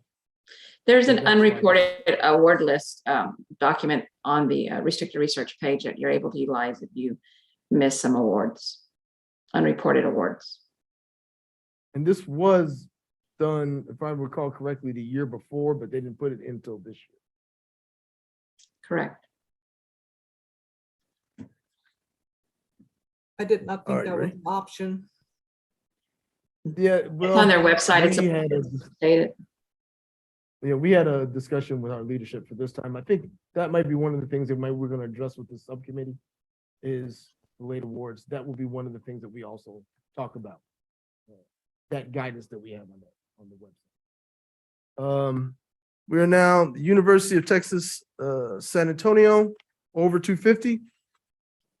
Yes. Alrighty, and first one is 101640. Dr. Garcia. Yes, this is an award to Dr. Melinda Flores with the school district. And what they're doing here is there's a metric they've set and the school was not obtaining the school ratings they needed. So they consulted with USTA. And we have 6 IRBs in place for this project. And so the district wanted us to collect the metrics and do a program evaluation on how to meet the metrics to obtain their goal of attaining by year 2025, 26 an A in their overall ratings. And so we do performance measurements. There's an objective, and the school district has allowed us to come in and participate in research projects and partnership in accordance with the district policies and procedures. And so we have a whole team of faculty that are constantly collecting data. As I mentioned, there are 6 IRBs, and at the end of the evaluation period, they give the feedback to the school district in order to strive to meet the campus overall ratings. So they're constantly collecting data to meet to measure the metrics and give the output. Sandra, just one quick question. Are you guys able to publish on this? Are there any Yes. restrictions? Okay, good. There are no restrictions. Mhm. Sandra, this is Holly Hanson Thomas from Texas Women's. Is the budget mostly dedicated to personnel? Yes, ma'am. You can pull up the budget. It's all personnel. Okay.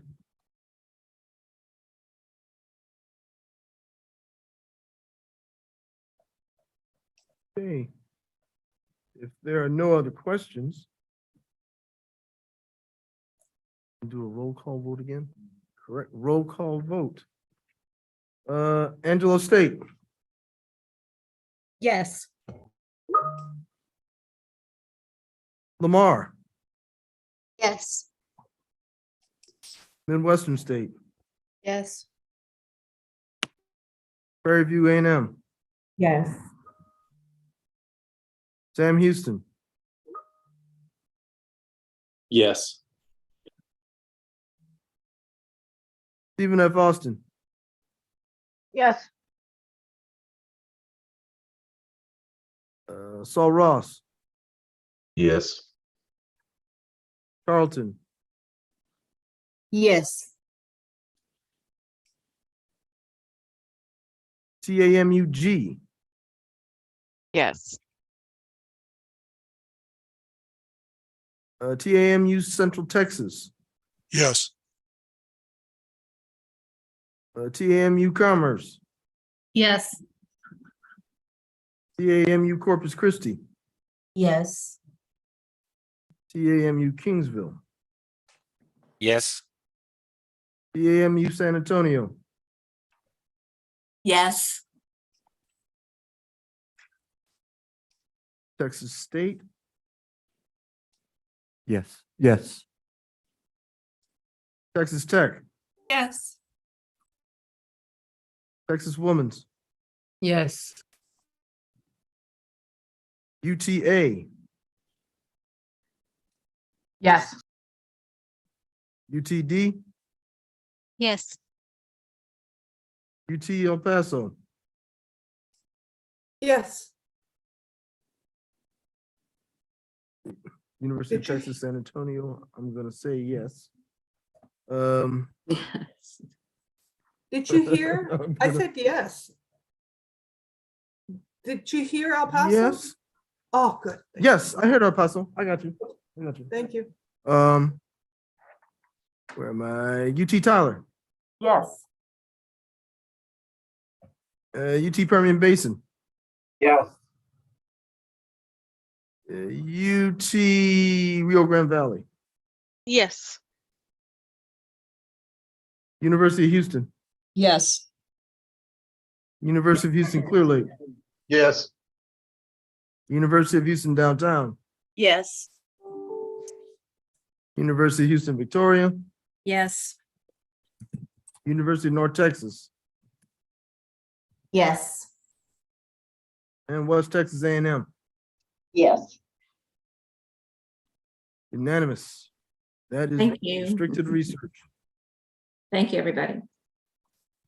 101918 from our consensus is beyond the majority, so we're going to consider that one restricted research. And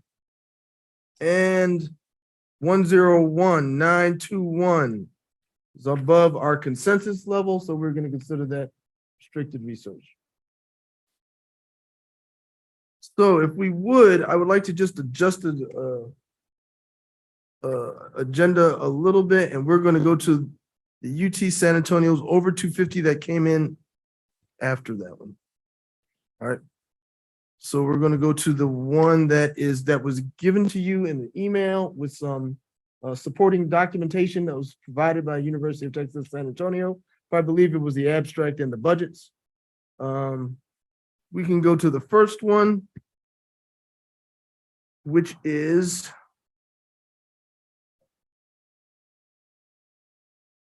get it up right here.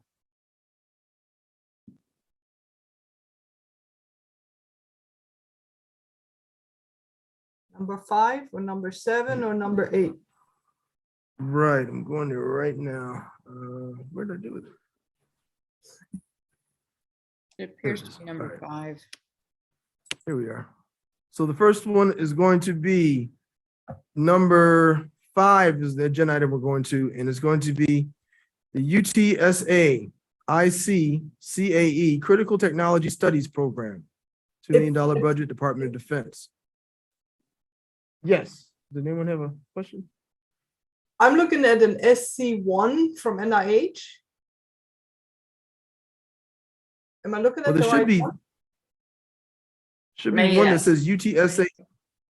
We do have 2 NIH, but that's not the one. Right, this one here is the Department of Defense Intelligence Agency. Yeah, those are research. We're on the same page? Right. Their Department of Defense, their CFDA is research, aligns with research. Okay, so Dr. Garcia, do you want to? Yes, I can. Okay, so the goal of this research is to study the fairness problems in a sequential framework with humans in the feedback loop. It aims to understand the long-term impacts of fair artificial intelligence decisions on social welfare and equality. So the knowledge can be leveraged for developing effective strategies with long-term social benefits and provide guidance for policymakers and algorithm designers when developing AI-ML system in practice. And so toward this end, we formulate a unified analytical framework to characterize the interaction between strategic individuals and ML decisions. So it's clearly the proposed research advances the field of algorithm fairness and machine learning by going beyond static studies to study the long-term impacts. So I believe that signifies that it will be they'll be conducting research in this program. There's also proposed human subject studies and collect field data provided empirical evidence, and there's also an IRB on this. Texas State supports his research. UH supports. Texas Woman supports this. That's how you usually. I'm going to, are you guys going to do a roll or are we going to just pipe in and say approved? We're discussing that right now because I'm going to my experience over here to my left. Yeah, remember, guys, in the past, after the presentation by the institutions, individual institutions will then state their institution's name and whether they support or don't support. If there's not a consensus through that process, then we go to the roll call. The roll calls take a fair amount of time. So if we can reach consensus by having people ring in institution name and then your vote, so to speak, that may speed things along rather than doing the lengthy roll call for each and every one of these. Wouldn't it be faster just for those dissenting to say? I agree. If we can speed this along, if people would say that they do not support it. And then if there seems to be an overwhelming or a mix, then we can always do the roll call, but it seems to be faster if it's a not support. All right, so if you support, you stay silent. I'm fine with that process. So if you want to do that, so after the defense, go ahead and say if you're not in agreement, then we'll go to roll call if necessary. I'm fine with that. So for this award, does anyone for Dr. Garcia just provided justification? Does anyone have concerns about it and then thinking that it's not restricted research?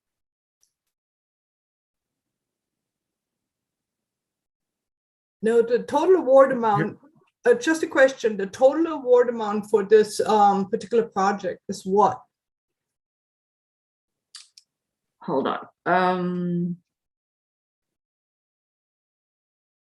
It's over 677,000. Okay.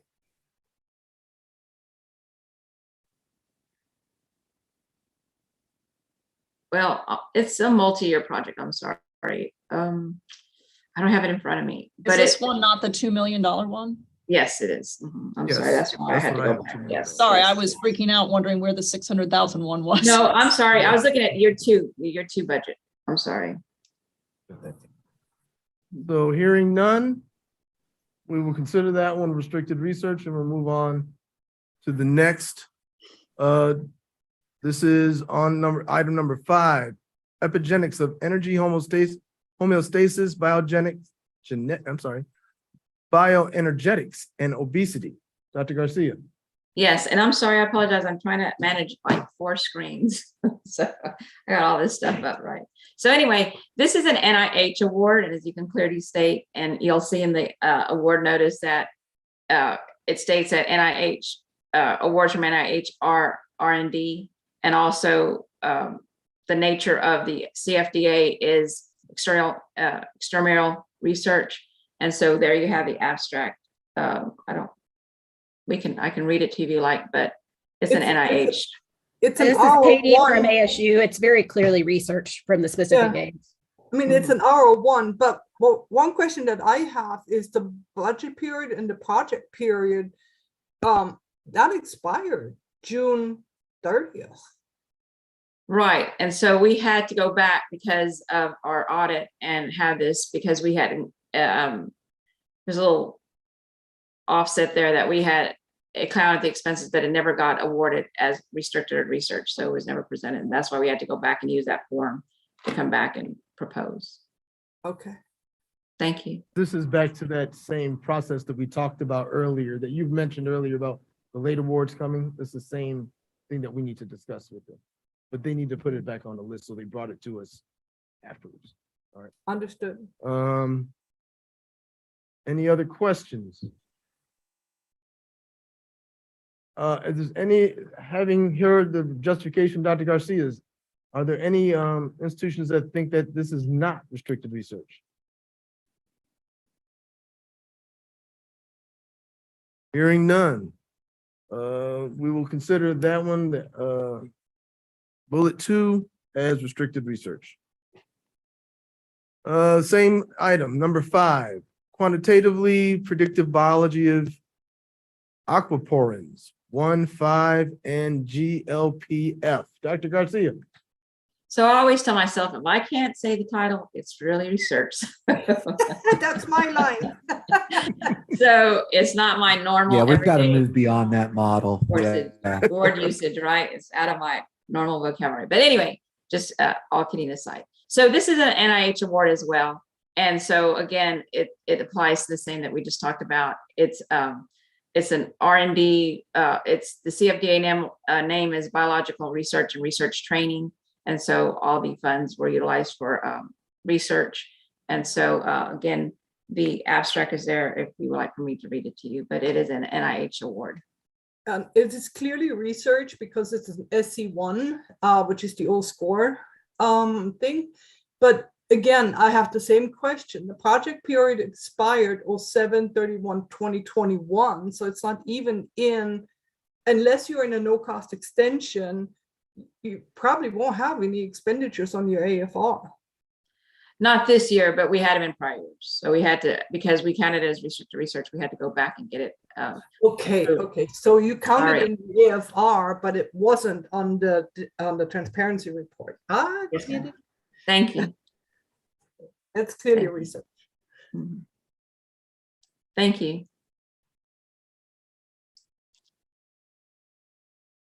All right, I don't hear any more questions. Hearing Dr. Garcia's justification, is anyone that thinks that this is not restricted research?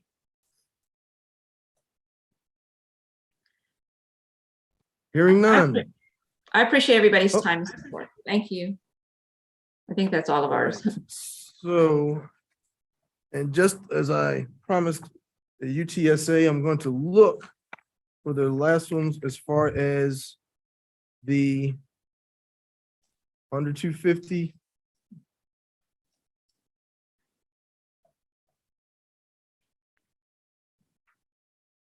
All right. For under 250. For UTSA, there are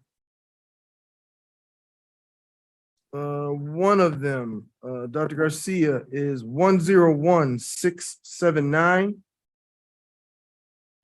That's just 1 minute. Excuse me? I guess it says Angela Lombardi. Angela Lombardi, right? So Dr. Lombardi is, her research is to preserve and restore a mausoleum in a different country. And so what they have to do is they have to study, they have, it's the UTSA Center for Cultural Sustainability and the Department of Protection and the Research and Restoration of Historical and Cultural Sites. So what they have to do is they have to do a full scale conservation of the mausoleum. And so what they have to do is they have to start reviewing and researching the whole project itself on how to complete the restoration, how to go back and incorporate key components. And so they will start at the beginning to research how they're going to restore it, what tactics they're going to use, how they're going to go back and, again, to restore it. And so then once this design project is finished, then they will go back and give the report to the site and they will start building it out. But our job is to research how to restore the building itself.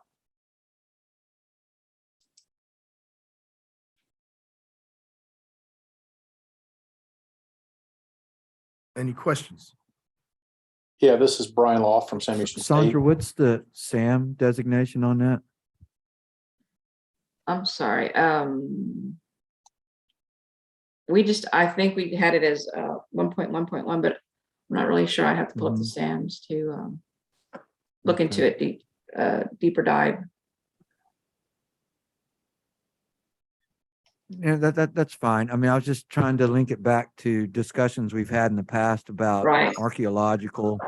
Also, if you look at the activity. activities description timeframes, the research and gathering material phase will be and organization collecting materials, including translation of essential documents, is a majority part of the work, and then preparing the work itself to be turned over to the agency. It's 1.4.3. I think that it falls under that more than anything. If I had another screen, I could pull up Sam's as well. Support for project pertaining to library collection acquisitions, bibliographies, and cataloging only if their purpose is primarily for documented research activities. So in an abstract, it does fit under that designation, unless, of course, you just stick with the 1.1.1 because the work to be done, trying to figure out how to rebuild something that got destroyed or is collapsing due to age, that's research. So speaking for me. This is Teresa Clemens with West Texas A&M. The information that is amassed and how to restore this. Sorry, Teresa, you started to go off, your volume went down. I just wanted to make sure everybody can hear you. Okay. In terms of all of the information, the restoration information that is gathered, where will that be available to the public? It'll be made available to that country that they're working with. What was it, Turkey's? But you don't really own the publication rights or where it would be universally add to the body of knowledge. I would say it's geared at the preservation, restoration of historical buildings. And so that could be housed there as well. And somebody wants to go research, the research has been done and, documented. And so if someone's looking to restore mausoleum, they could go and and that would be widely publicly available, like in the US. I would say yes, but again, the faculty will have to make that determination. But in talking to them, because I talked about this project and they said that there was going to be publications about it and they had to present the report. And there's also funds to travel there and report out on their research findings on how to restore the building. I mean, it makes sense. Sandra, is this awarded to the Center for Archaeological Studies there? Yes, the car. Yes, sir. Yeah. We have a study. yeah, There's a car, I'm center. sorry. We have a center for it. So yeah, can all of see- those, they produce massive reports that they then submit and they're Right. available to the public, right? To Yes, support other people's research, right? that's the So- that's the purpose of the center. Right. And I could see Teresa's comment because I would wonder the same thing is are there going to be publications? Because if it's a non-instructional or economic service that doesn't actually result in that public dissemination of knowledge, then it would fall under 2.4.4 and not be eligible. So I can understand why she wanted to ask that piece. Thank you, Katie. Thank you. Leslie Cecil from SFA. Y'all are lucky because I'm an archaeologist. So this is standard archaeology work, and the State Department is going to require some sort of public window for it, as well as whatever the university does, and then it's also going to have a public window in the country, the home country. Thank you. That's been a This is- common this is theme throughout standard. all of these archaeological studies. Yeah. Absolutely. Thank you. All the questions, I believe that's it for this one.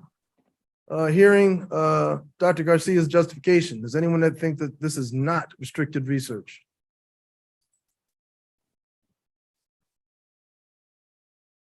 Hearing none, we will consider that award as restricted research.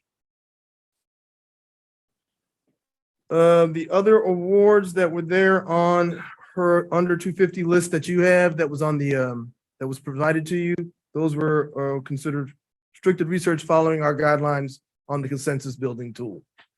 The last one for UTSA to carry out my obligation is going to be the under 250. We're just moving theirs up in the agenda. She has, I believe there are two. Yes, that's correct. I believe there are two that were same type of situation. They came in later and they have to bring him to us so that we can put him back on the list. Same thing that Dr. Doki was asking about, why these, if they're been done, why are they coming up? So it's because they were done before and they weren't on the list. So they were submitted. So the first one is unified blast response limits for precast concrete wall panels. Dr. Garcia. Yes, and if you, the documentation indicates that it's a Daniel P. Janney Research Fellowship. So the funds are $40,000 all for the fellow. And so let's see, we're asking the advisory group to review the attached research proposal. Let me see. So it was selected by the PCI Research and Development Council as one of the projects to be funded for the academic year. And it's in support of a fellowship. It's for a research fellowship. So in essence, it's all for the research. And if you go to read the abstract, this research will develop a new design methodology for the assessment and design of precast concrete wall panels subject to blast loading. So, and then it talks about the proposed study is aligned with core purpose and mission statements published in the PCI's strategic plan and the PCI's research needs in the area of sustainability. And then it talks about the research significance, current response limits for precast concrete wall panels originate from damage observation reduced in full-scale explosion tests performed in the 1950s. So if there's any other questions, I believe that, and then there's also a research plan. The research plan will be the first steps toward modernizing the design of the precast members subject to blast loads. And then they talk about how they're going to accomplish that. And to take Sandra off the hook here, This is research. It's a fellowship. So I think we're at the, does everybody agree stage? Or are there rejections? Agree. There's Read both of no these other abstracts. They look clean. Okay. Thank you, Ms. Katie Plum. If there's no other discussion, you heard Dr. Garcia's justification of this award. Is anyone that thinks that it's not restricted research? Hearing none. We will consider that one restricted research. Second one, uniqueness and symmetry of solutions to some nonlinear PDEs. Dr. Garcia. Yes, Dr. Ginn will take a sabbatical to perform his research, and he'll be visiting Princeton University and performing his research project on a high dimensional sphere covering inequality applications and the quantitative properties of nonlinear partial differential equations, including the mean fields equations and Allen chain equation. So clearly, again, all the funds were used to support his research sabbatical, and all his work will be geared at completing his research.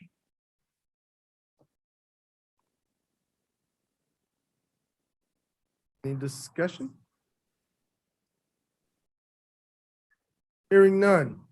You've heard justification from Dr. Garcia. Is anyone that thinks that this is not restricted research? Hearing no objection, we will consider that one as restricted research and it'll be on the list. Thank you, I everybody. believe that takes care of San Antonio. Thank you, UTSA, for helping us as well. We appreciate your assistance. Now, as we said, we're going to go right back to the 250 list. We're going to go straight on down the list and we'll use the consensus award agreement that we made at the beginning of the meeting. So taking that, Lamar University has 3 under over 250. However, they all are above the consensus limit. They have 16 votes. So we will consider them as restricted research based on consensus. Thank you, everyone. UNT, excuse me? I was just Lamar? saying thank you to everyone that voted. Thank you. University of North Texas, 99200 will be restricted research based on our consensus tool. 99211, University of North Texas. It is now, who do we have?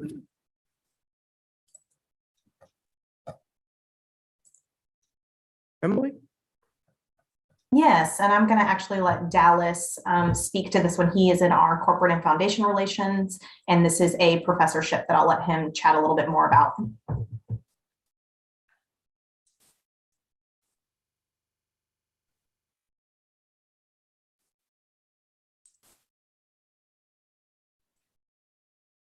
Dallas, are you there?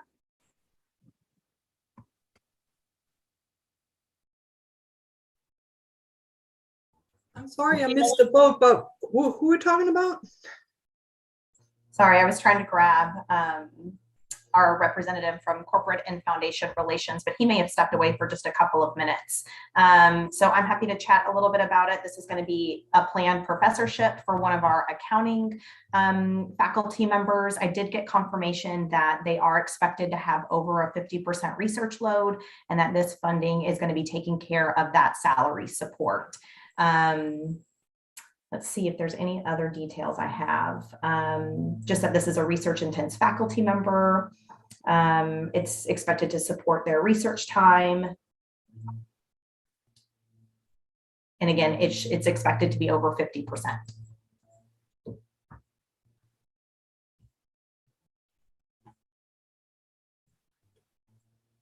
Any questions? I have a quick question, not that I'm challenging this one, but I think it comes up a lot with these endowed gifts. You know, to me, there's a difference. The SAM reads as if you took it so literal as it's written, it makes it sound like the instrument that creates that endowment has to say clearly that 50% or more of the money is going to go for a project, a research project or research activities. Right. So just for me and for anybody else that might be a little fuzzy on this, is there a clear intent on whether you use 50% of the money for research and whether it's truly restricted in the document for research? Yes, and that all know. Of course. And I believe that's something that we did upload, if I remember correctly, as part of our justification to include that language that is within that endowment agreement. That does include that in there. So it's a gift, correct? And it's going to fall under 1.2? Yes. And that's great that yours actually says that, and that would be nice if they were all developed that way. But can anyone provide guidance on, let's say the professorship, you know, is, and I saw a lot that said intended to promote research or whatever, but that doesn't sound like it's actually restricted. So are we okay if an institution chooses to provide at least 50% or more of that income generated off of that endowment? If they choose to give that to research or internally restrict it to research, but the actual document doesn't restrict them in that way, how do we deal with those? I'm just trying to know so I can. Right. So there's a provision in the SAM 1.2.2.2 that says more than half of the earnings are budgeted for research through the institutional accounting process. So I think that might address the question you have. Okay, thank you. And to add to what Mike said, Teresa, I believe that NACUBO has set the standards for putting those in at our institution's program codes. And so it will actually be coded as research in our program codes as opposed to instructional or other purposes. So your accounting folks should be able to help with that piece. Yep, agree.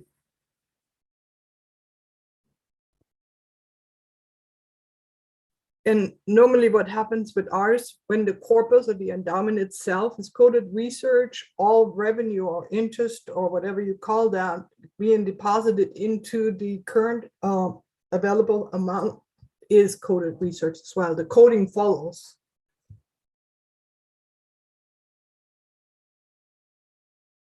Correct.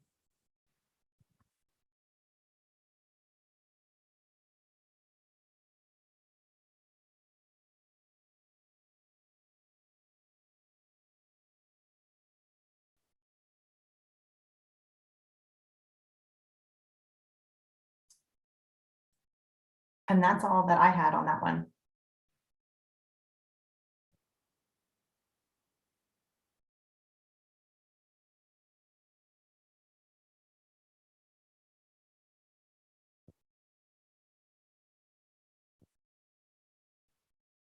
I just have a question, Emily. Can you tell from your information if what coding was applied to it? Meaning, you know, at point of setup in your corporate and foundation system or whatever, or your accounting system, do you track the coding, and what is that if you do? We do. And actually, Chuck may be able to speak to this specifically, but we do have a research code that we provide onto those fund accounts. And this one will include that fund code. Okay. Of research. Mm-hmm. That's correct. I don't have any further questions or discussion items.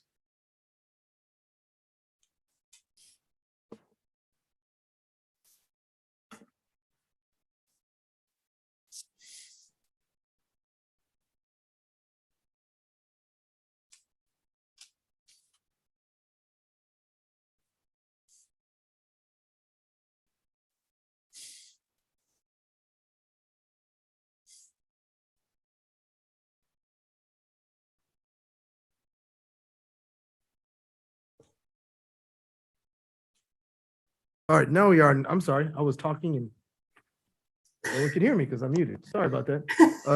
99224. Emily, once again. Yes, this is also a professorship for a faculty member for over 50% dedicated to their research time.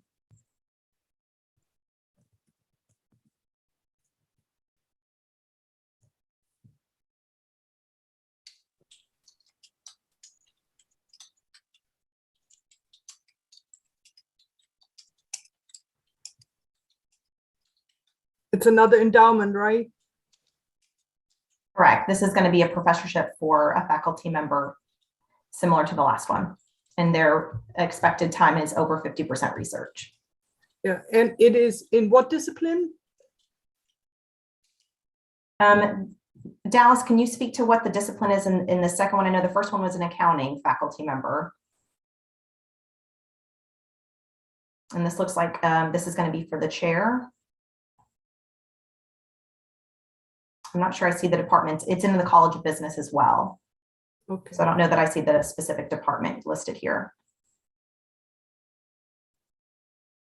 Just to be clear, though, this is an endowed chair, not the chair of the department, correct? Correct, correct. Yeah, no questions, no comments. Okay. There are no more questions. We've heard justification from UNT. Does anyone believe that this is not restricted research?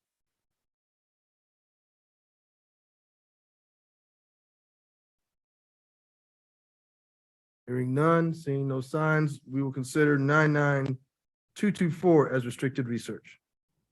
Thank you. Thank you. Next on the agenda is, well, first of all, we've gone through another hour. Do we need another break or do we want to continue on for a little bit longer? Just to get a gauge. Are we okay? Do we want to break or are we okay to continue on? Let's keep going. That way, maybe we can keep the meetings to 2 days. Yeah, that's what we're doing. That's my goal. That's my goal. All right. You haven't been So drinking we're gonna go coffee, to University huh? of Texas. Uh-oh. University of Texas, Rio Grande Valley. Yes. First one is 99460 Chang. UTRGV. Good morning. Okay, so this is a brand new NSF award with an IRB, and it will test and examine informal learning networks.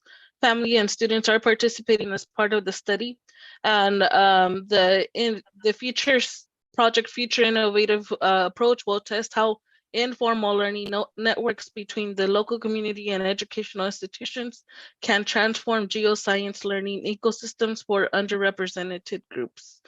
The design of the evaluation plan is formative in that it provides ongoing timely feedback about strategies and outcomes that the project can use to make improvements to learning strategies that are effective, expandable, generalizable, and transferable beyond South Texas. There is an evaluation. Evaluators will analyze collected data from pre and post surveys from the participants to assess what they have learned. A summary of the report will be included in the annual report, presented at professional conferences, and published in scientific journals.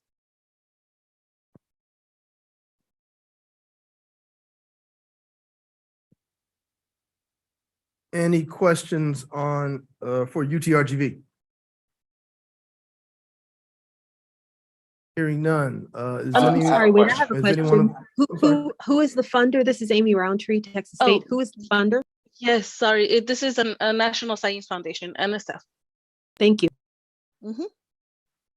Are human subjects involved? Is an IRB been submitted? Yes, there is, and it's been approved. But right Thank now, you. it's pending approval. Thank you.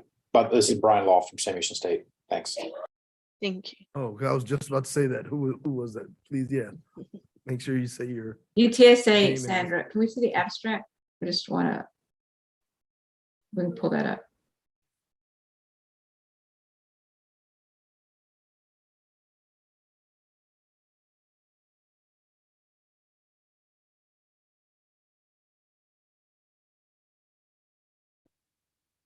Did you have a question, Sandra? No, I just wanted to kind of read through that to see what the objectives were.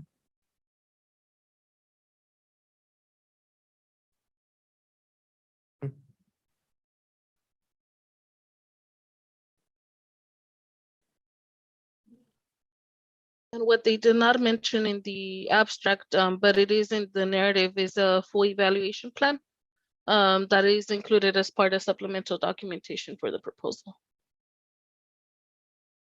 Are you able to see the abstract and so forth on the screen? Yes. Yes. Yes, okay, thank you. How much UTSA, how much funding was utilized for the evaluation? Let me pull that up real quick.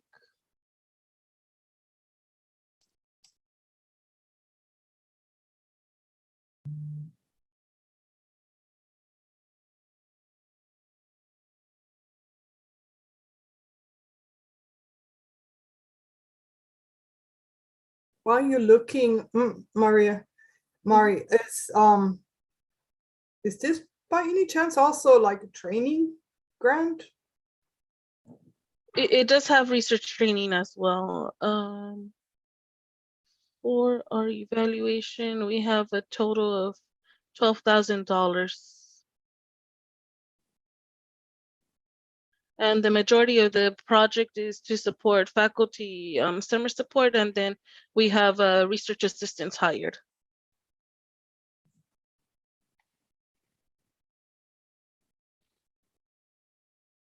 And then we have stipends going to the focus groups that are being surveyed. I have no further questions. Sandra.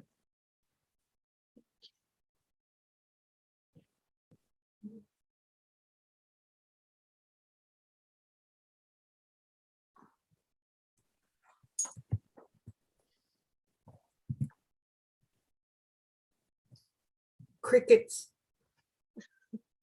Is somebody talking? Sorry, that was me. Once again, I'm muted. I apologize. So now that we've heard no more questions for award 99460, University of Texas Rio Grande Valley, and does anyone believe that it is not restricted research?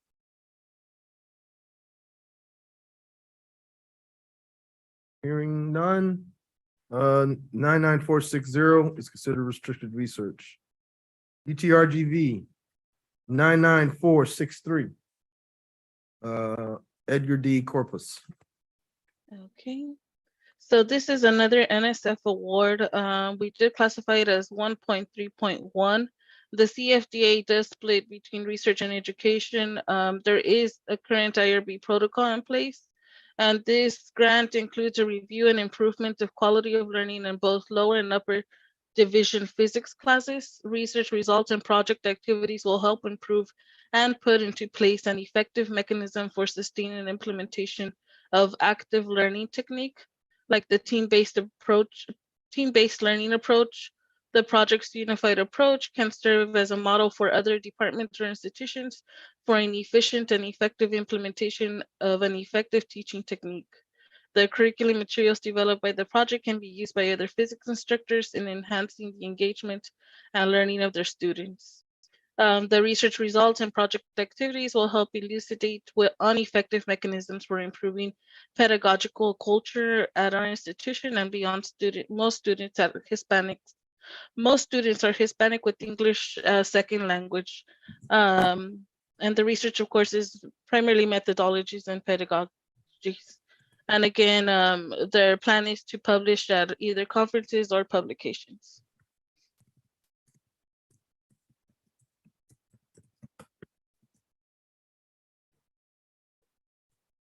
Any questions?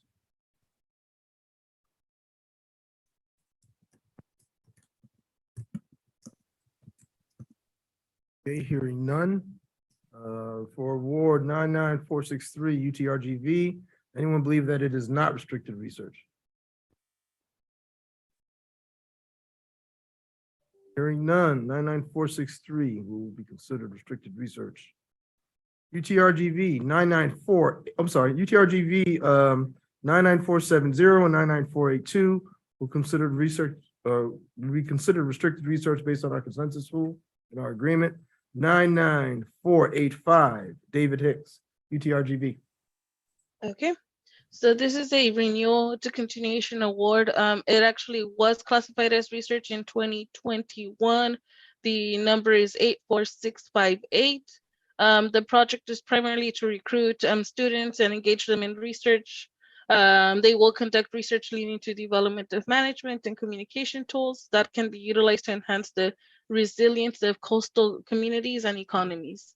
They'll also develop competency and skills in utilization of new and existing NOAA data archives, applying strategies from NOAA science and technology focus areas for research and development of decision support tools that promote the vibrancy of coastal and marine ecosystems.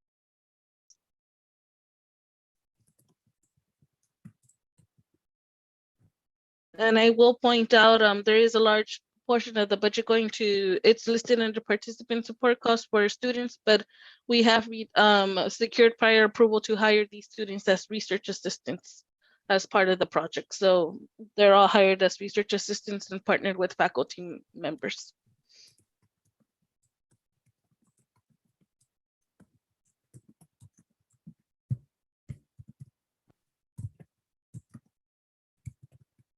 Any questions for UTRG on this award?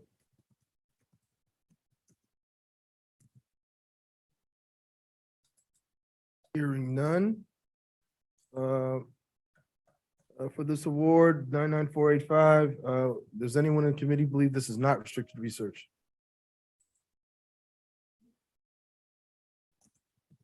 Hearing none. 99485 will be considered restricted research. 99487 and 99497 are considered restricted research based on consensus. 99514 Ortiz, UTRGV. Okay, so this is a TMAC project. We are classifying it, of course, research. It's a sub-award from UTA. Prime has classified it as research.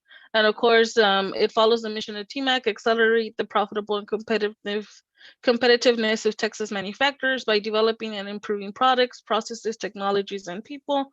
TMAC's projects must be substantive activity that requires original inquiry and allows analysis to understand the problem and related uncertainty, the design and development of solutions and implementation of solutions.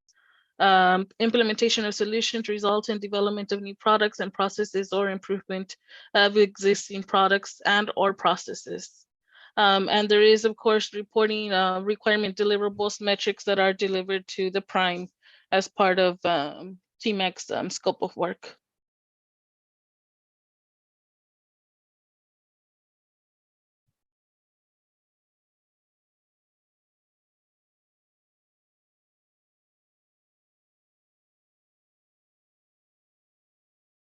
Any questions for UTRGV on this award? Hearing none. You've heard justification. Does anyone believe that this is not restricted research?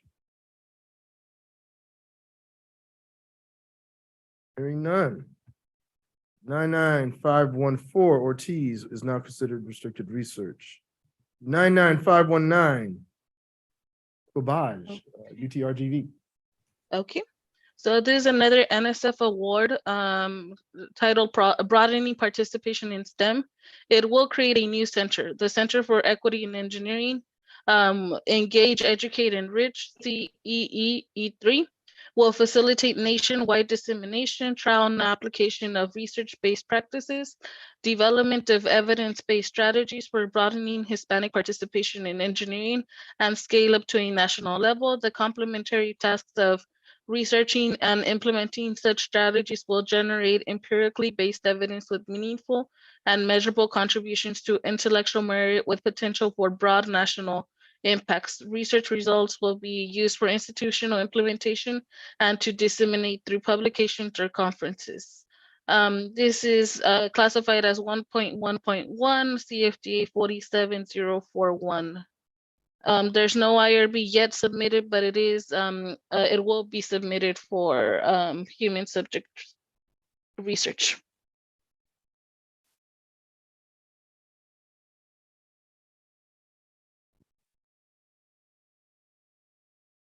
Any questions for UTRGV?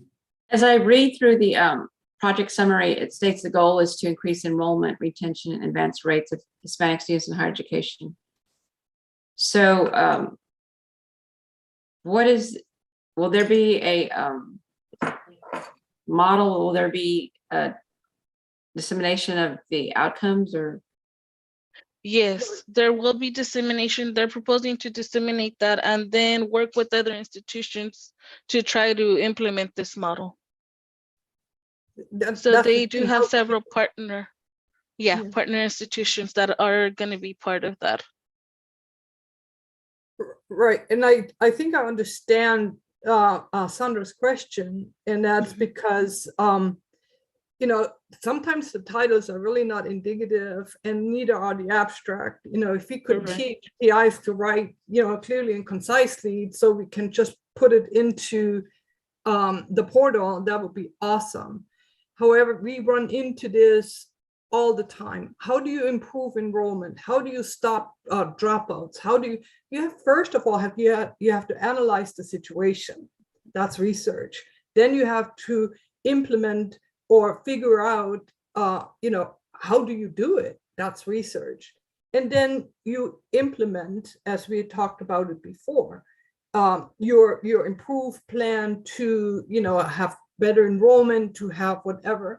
Historically, these national science foundations or any of the enrollment, workforce development, etc., they end up being research-based, because you can only implement something new if there is an evidence-based solution or plan, research evidence-based. So I'm supporting this, if anybody has any doubt. Mari, quick question. This is Katie at Angelo State. Can you speak a little more to the research piece? Because when you said that there was no IRB, that gave me a little pause, because since it's based on pedagogy and involves human subjects, it worries me a little as to whether it could be research without seeing something more explicit in terms of the research questions and focus. Correct, and I'll correct that. The IRB has not yet been submitted. There is a plan to submit that in place. It's a fairly brand new award, so it hasn't gone through. So we checked with our IRB process, and it hasn't been received, but that's something that will need to be submitted.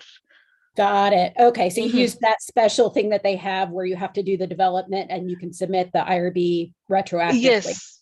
Got it. Okay. So that's in the process. And I agree with Manola. We're actually working at our institution to try to work on abstracts where they're not like this, and see if we can incorporate some research on there. Any other questions? Any other questions? Hearing none. For this award for UTRGV 99519, does anyone believe it is not restricted research?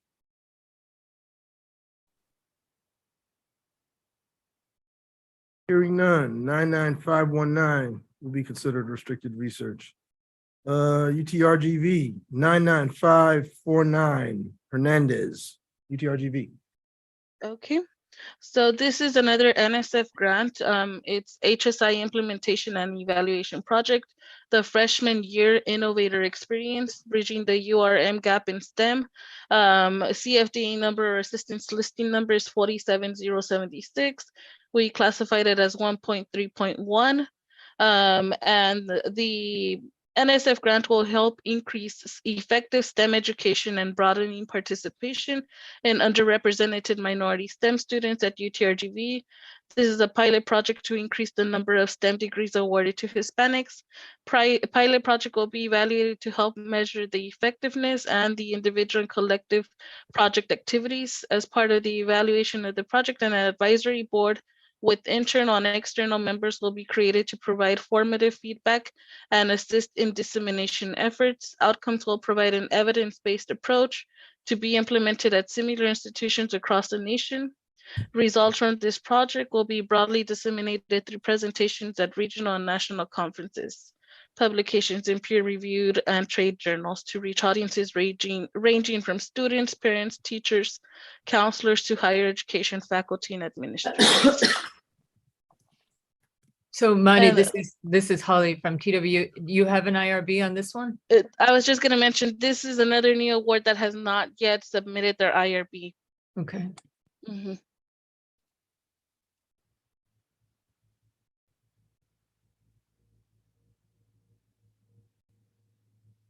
Any other questions for TRG? Hearing none, for award 99549, does anyone believe that this is not restricted research?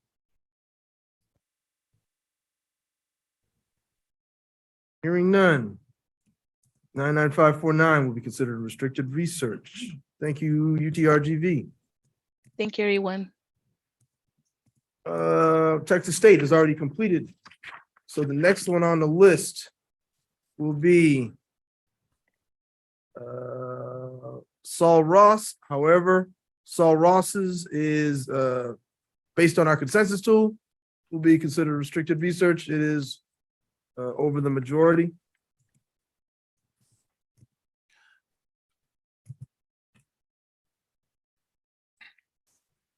Fairview A&M will be restricted research based on consensus. Texas A&M University Kingsville, Award 100009, H. Lai. Texas A&M Kingsville. Hi, good afternoon, everyone. Yes, this project is a NASA NUREP project led by Dr. Huali. And the main objectives for this project is to develop a MSI-led coalition to promote the education of underrepresented, underprivileged, and underserved minority students from South Texas in aerospace engineering. And the main proposed project goals are to broaden participation in aerospace STEM education and aerospace workforce by working together through a strong coalition consisting of multi-sector partnerships that unite expertise and resources of a broad range of stakeholders at the federal, state, and local levels, and understand and identify the extrinsic and intrinsic motivational factors of URMs, especially Latinos and Latinas, which will guide their interests and persistence in aerospace-related STEM majors. And in the abstract, there were some research questions that were included, but this project has a strong research component because most of the students, the participating students that are going to be recruited, they will be participating in some summer research internships. The Dr. Huali, he already has running an NSF REU program here on campus. So it's a similar idea in that the one that he's applying under these funds. So basically, over 20 students will be funded via summer research programs, and we are going to have some students that will come on campus to do some summer research on campus, and we're going to have also virtual summer research experiences. Some of the institutions that are collaborating in this endeavor are Prairie View University, the University of Texas at El Paso. So students from Texas A&M Kingsville and South Texas region will have access to the KEX Center. So they will be working with Dr. David Espalin. So in here, we don't have those facilities, and having access to those facilities for our students and for our faculty to do research, it's really wonderful. So this is a project that the university considers very important because we are interested in expanding our programs in aerospace engineering. And there will be data collected, and an IRB protocol has already been approved, and we have the approval number.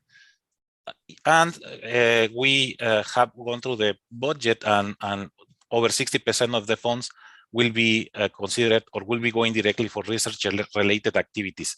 We believe that SAMS 1.32 apply to this project. Thank you.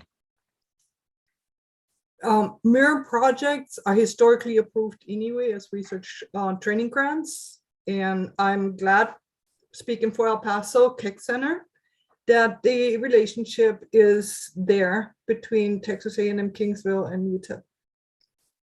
Thank you.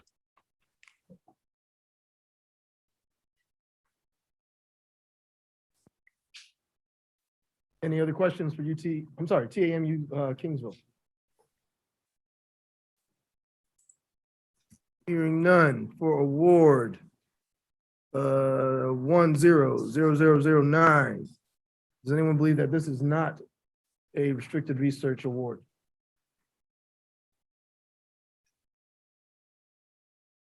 Hearing none, it will be considered restricted research. Texas A&M Kingsville, award 100010. Baker S, TAM UK.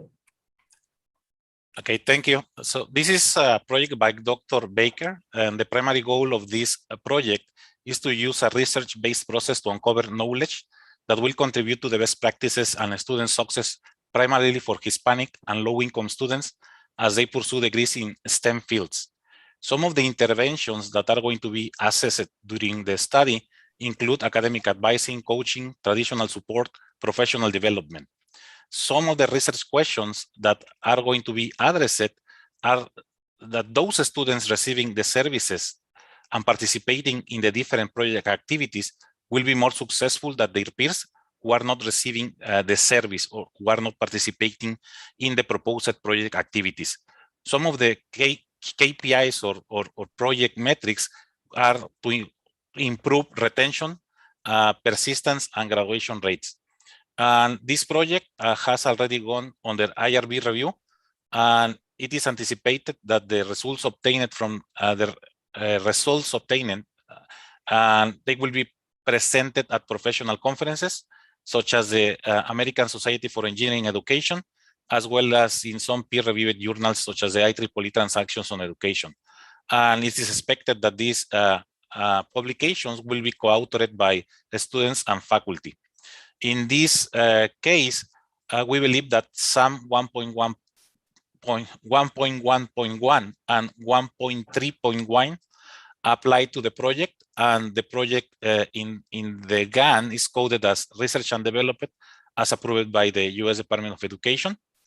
And also the assessment of the learning outcomes among student cohorts assigned to different learning environments will contribute to these restricted research activities. Do you have any questions? Basically, in here, the PIs in the IRB application are making sure that they are going to be using some quasi-experimental approach where all students will be invited to receive or participate in the project activities in order to avoid selection bias. And then they will be using some descriptive statistics to evaluate and analyze the data. And they will basically use that to present and provide some publications and the model that they are presenting. I actually have a naive question. There are no naive questions. Go ahead. Yes, and that is that this is a Department of Education grant. Yes.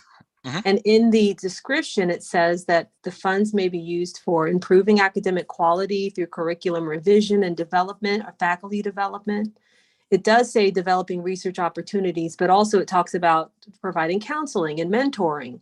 So how are you defining, I'm just going back to the award that we just voted down.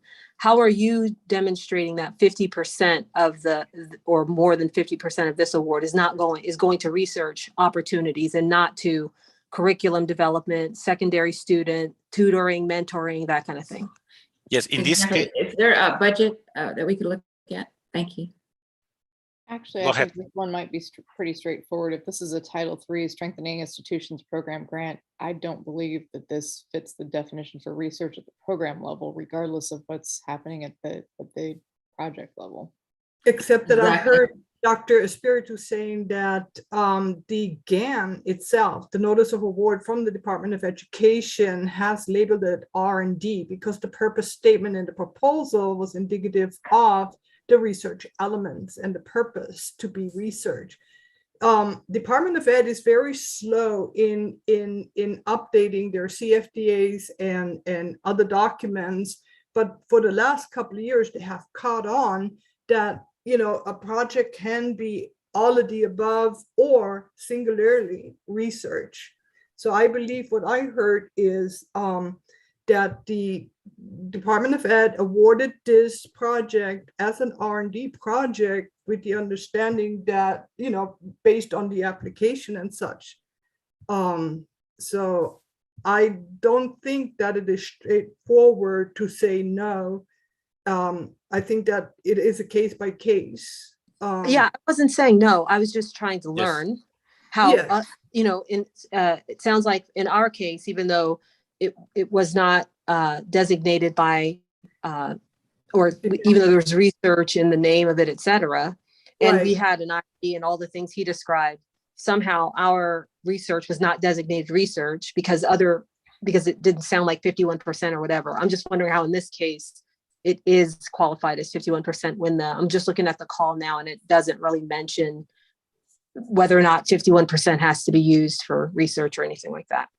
And that's my question in this case. This is Katie at Angelo State, because we have a grant under the same program. And while we have a tiny research component to it, we don't consider it research because the primary purpose is to improve our students' outcomes and to engage and interact with them. And so I think what I'd really want to see here is a budget as well as perhaps even the proposal itself, because the proposal itself should actually have those research questions embedded within it to demonstrate that, in fact, that's the primary purpose and not the other. Otherwise, you know, if it's just about what sponsored program funding we have, then we should get rid of the research definition altogether. And I'm not raising the question because I doubt it. I just want to learn and I'm looking to hear how it's definitely 51% or mostly research in this case. I'm not raising it to raise a suspicion or anything. Yes, no, we can take a look at the budget, but there are several activities that are proposed in the program. And some of those activities, for instance, faculty members will be trained to develop or to upgrade their expertise in using augmented reality and virtual reality for their class purposes, but also faculty members interested in learning more about AR, VR can use that for research. So in this case, that's a training component where we want to have as many faculty members learning about this technology so that they can apply it into different fields. One is going to be to updating their curriculum.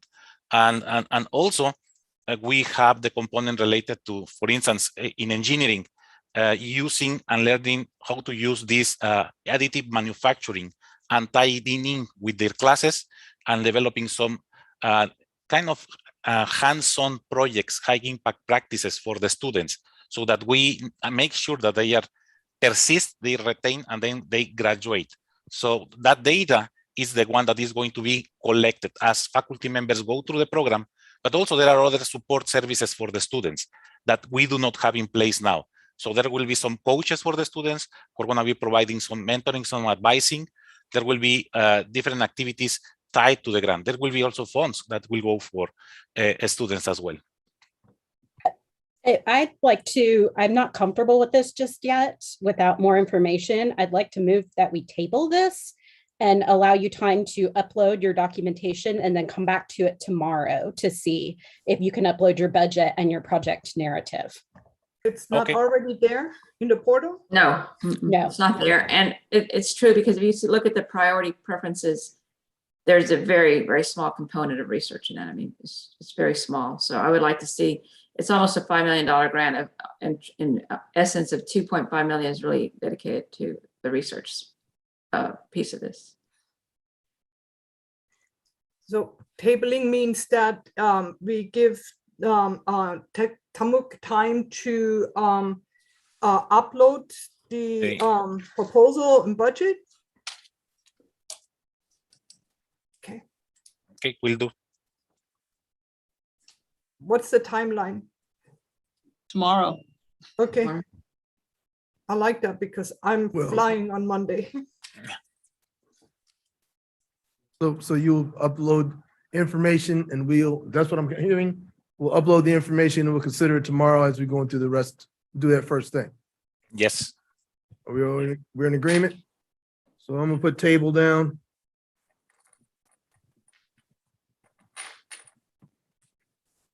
And it has been opened for you to upload documents.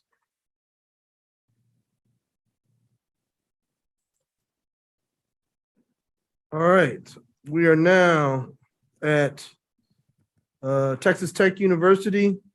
One was withdrawn. Based on what I'm seeing here from the consensus tool, 100038, 100046, 10063, and 10075. Based on the consensus agreement that we have as the committee, those would be considered restricted research as their votes were more than a majority as being restricted research.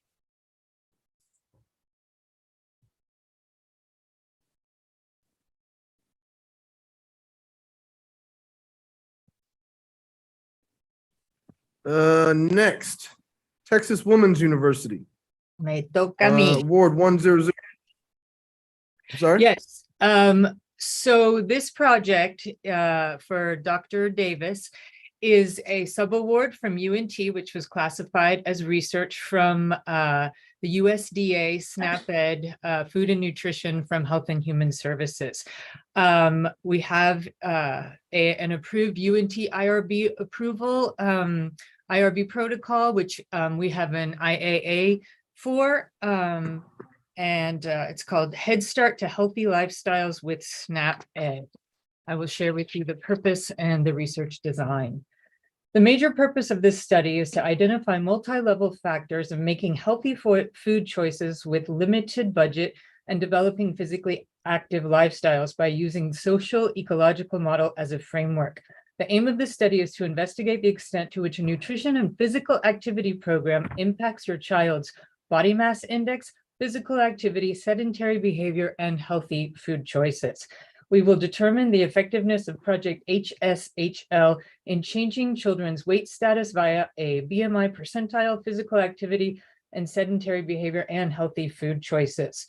Demographic information, including age, gender, race, and ethnicity, will be obtained from Head Start centers to characterize the sample, while socioeconomic status will be determined based on each child's profile. And the research design, the summary is this. Project HSHL will use a two-arm cluster randomized experimental design to address primary research aims. The first 3 months will be the preparatory phase during which we package and fine-tune the project program, recruit participants, and secure ethical approvals and informed consent. After that, we will conduct the initial testing of project effectiveness and implementation, in which we will recruit the 3-year-old children and their parents, caregivers from Head Start centers in Fort Worth. Most Head Start centers are located in urban areas, serving approximately 1,200 preschoolers from socioeconomically disadvantaged areas. We will recruit 10 centers out of the 24 Head Start centers. And hold on, let's see. And then randomized to 2 groups, a Project HSL intervention group, a waitlist, and a waitlist control group. The waitlist control group will conduct business as usual practices during the study year and receive access to project resources otherwise. So the UNT portion highlighted the physical education piece, and our piece that we're discussing today focuses on the nutrition education piece.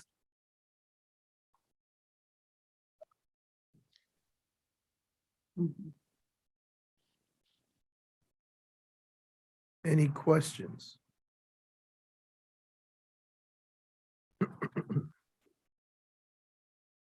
I just want to say something.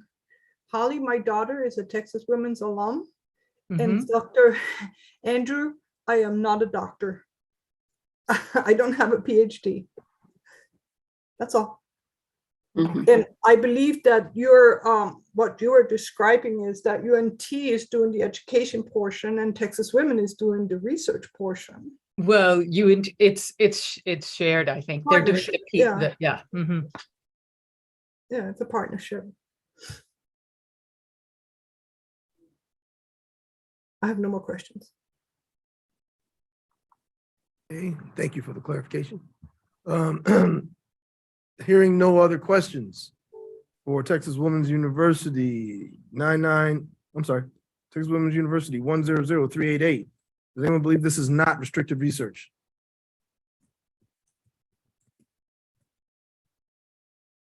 Hearing none, it will be considered restricted research on the list. Thanks. University of Houston, Yes, sir. 100422 Renshaw. Can I ask a UH. favor first?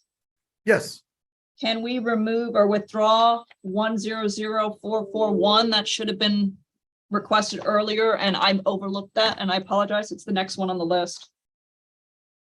I have no objection. Any objection from the committee?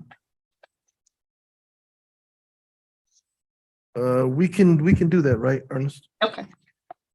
All right, I consider. think it would be what's that? hard pressed to find objections to withdrawals. Withdrawals.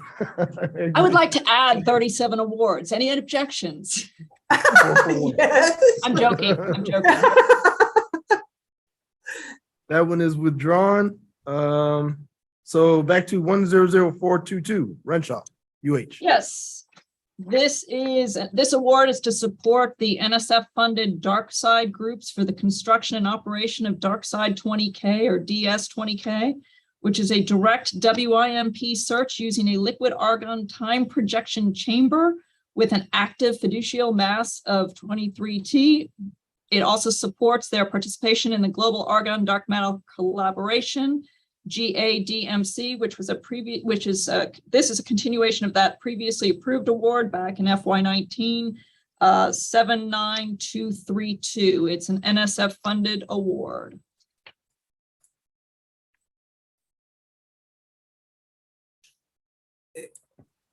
You know, sometimes I wonder why we question, like particularly NSF awards with a CFDA number like 47049, because it clearly says it's mathematical and physical sciences. It wouldn't have been awarded if it wasn't research. I didn't question this one, Manuela, but I think I can see why someone might based on just the notes, because the notes gave the impression that this was for construction and capital is not an acceptable expense. And so if I had to hazard a guess, I'd guess somebody might have questioned it for that reason. And I completely but the budget agree. clearly isn't that. Yeah, it's instrumentation as opposed to construction of equipment and the like, or construction of a facility and the like. Yeah, we go back to the old story on teaching PIs how to write their abstracts and titles better, right? Well, they know what it means. Yeah, truly. Any other questions for UH on 100422? Hearing none. Does anyone believe that this, or is of the opinion that this award is not restricted research? Hearing none. It will be considered restricted research on the list. 100443. Jack M. Fletcher, UH. Yep. Going to make this very quick. This is a Texas Higher Education Board, Texas Higher Education Coordinating Board approved restricted research trip match award 2020-067.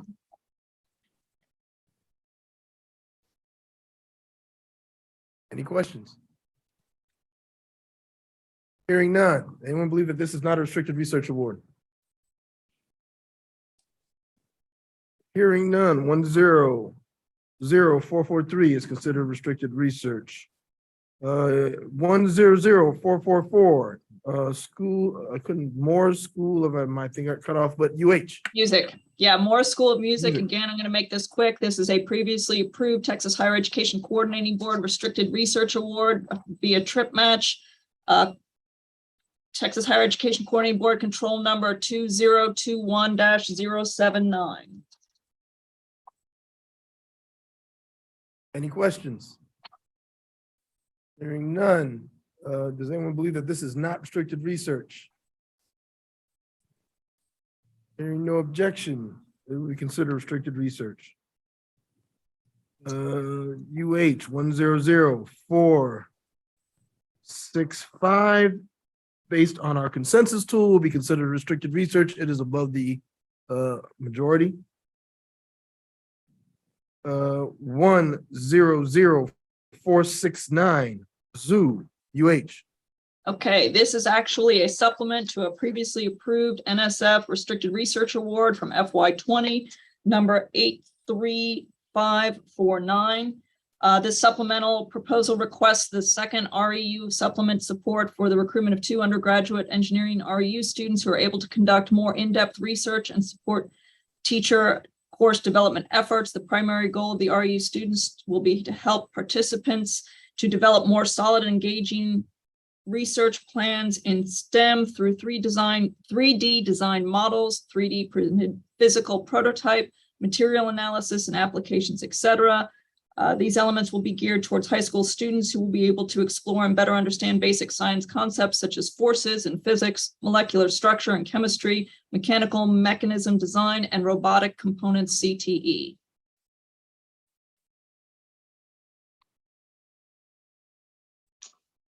Any questions? Hearing none. For this award 100469, does anyone believe this is not restricted research? Hearing no objection, it will be considered restricted research. Thank you very much. Thank you, UH. University of Texas at Arlington has 100773, which will be considered restricted research based on our consensus tool and our agreements. I think that's all for University of Texas at Arlington. Thank you. Okay, so we have 8 minutes left. We can go ahead and do one of University of Texas El Paso's, and then we could take that up on the tomorrow's meeting first thing, apart from Texas A&M Kingsville's tabled item. So UT El Paso, award number 101064. Letitia Paez. Leticia, yes, Letty, we call her. Let me just find the information.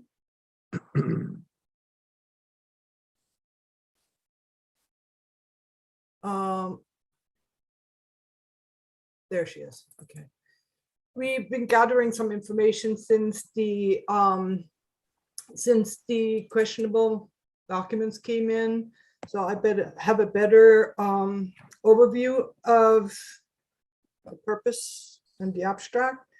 So this qualifies under 1.1.1 and 1.3.1. In order to develop and disseminate evidence-based messaging, there will be a research to gather related information and assemble appropriate output and training materials. This project went for IRB review, and it is anticipated that results will be made publicly available and after evaluation and impact results through publication. The abstract has gotten a little bit more refined. The purpose statement is the purpose of this project is to develop and to disseminate simple evidence-based messaging to build vaccine trust and combat misinformation. The goals and objectives: increase the vaccine confidence through education. Vaccine confidence is that's not the right page. Okay, develop and implement community engagement strategies to promote COVID-19 vaccination efforts. Effectively demonstrate efforts such as those of community engaged health and care providers are key to building the trust of vulnerable populations, meeting people where they are, tailoring and messaging and appropriate interventions on vital steps to vaccine uptake in underserved communities. This project has a very heavy subject to IRB, first of all, and then it has a very heavy component in new material development to combat the misinformation on vaccines in general, but specifically on COVID. and most of the funds in that project are most of the funds in this project are to support staff to engage with community health centers and so on. So the program strategy is effective health messaging can be encouraged behavior change among members of a population of interest, including vaccine uptake. Building on this diffusion, innovations, and principles, effective outreach efforts, use communication to hasten the rate and of adoption of an innovation in population. Two key related considerations are two-step flow of communication, whereby medicated messages, research, or resonate with, oh God, I can't read, resonate with members of the population.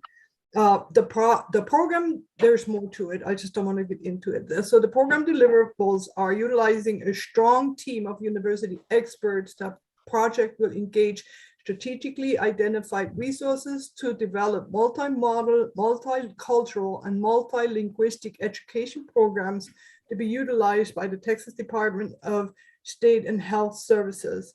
Complemented by the work and findings of the focus group, deliverables will include multilingual, multicultural, and integration stories, fact sheets, comic strips, audiovisual materials, animated cartoons, social media products, and games and puzzles.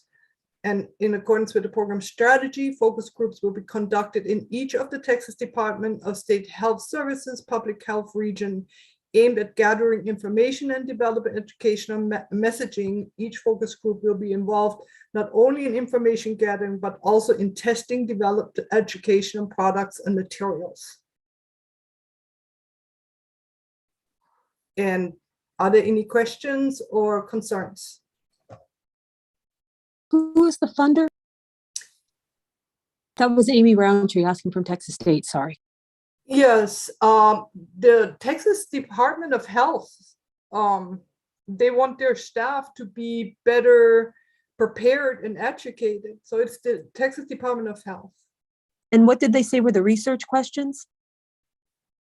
The research question was to find means and measures to combat misinformation, particularly regarding COVID, because a lot of people in vulnerable populations or cultures did not take the COVID shot because of misinformation. So, and to expand on that, the program requires to address all these misinformation regarding vaccines and to develop tools, first to the assessment of how bad it is, and secondarily, to develop the tools to combat this misinformation, to get Department of Health, Texas Department of Health workers to have the tools to implement better, information. And what research methods are they using? They are using, oh gosh. Let me go back to the statement that I had opened up. Evidence-based messaging. I don't know exactly what that means. I'm not a researcher. I'm an administrator. So obviously they have a strategic plan in place. Can encourage behavior change amongst members of population interest, including vaccine uptake. So in evidence-based messaging, the evidence-based piece might be research if they, devise their own model. But if are they using someone else's model, or that's part of the question.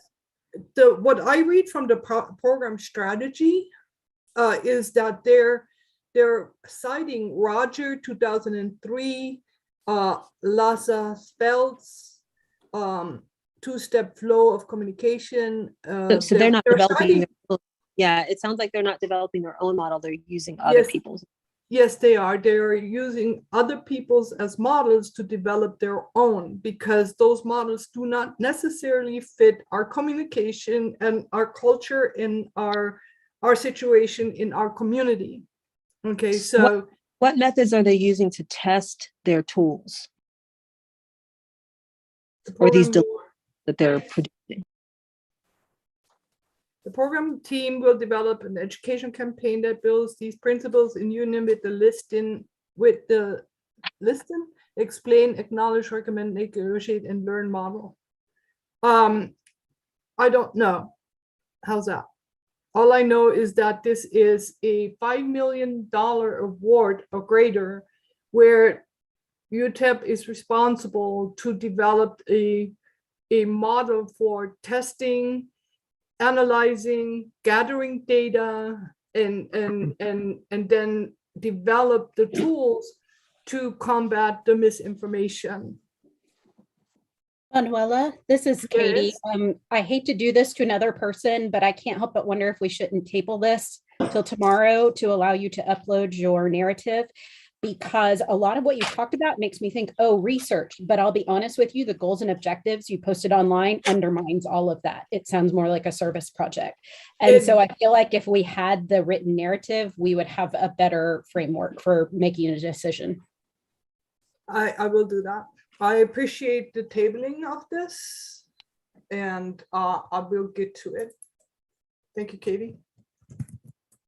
All right, with that, I will have that noted as tabled till tomorrow. We will have that one along with the UTRGV tabled item, and we will continue again with UTEP. Right. And that well, right now in consideration of your time, we have reached 12, really we're a little bit past. So we will start again first thing tomorrow morning, 9 o'clock. And it looks like I'm confident we can get through in 2 days. I'm feeling okay with this based on our consensus agreement and so forth. Yeah, I appreciate all of you. Yes, good. Because on Monday I won't be available, and if we have to do Monday, then one of my representatives has to be present. That'll be fine, but we're looking to be aiming for Monday. positive. Two days. We're trying to be positive. Well, we'll see everyone tomorrow morning. Thank you very much. Thanks again for Texas State for sitting with us and allowing us to have the meeting. And I look forward to seeing the University of Texas San Antonio's representative tomorrow morning. Have a good day. Thank you. Bye. Bye, everybody. Bye.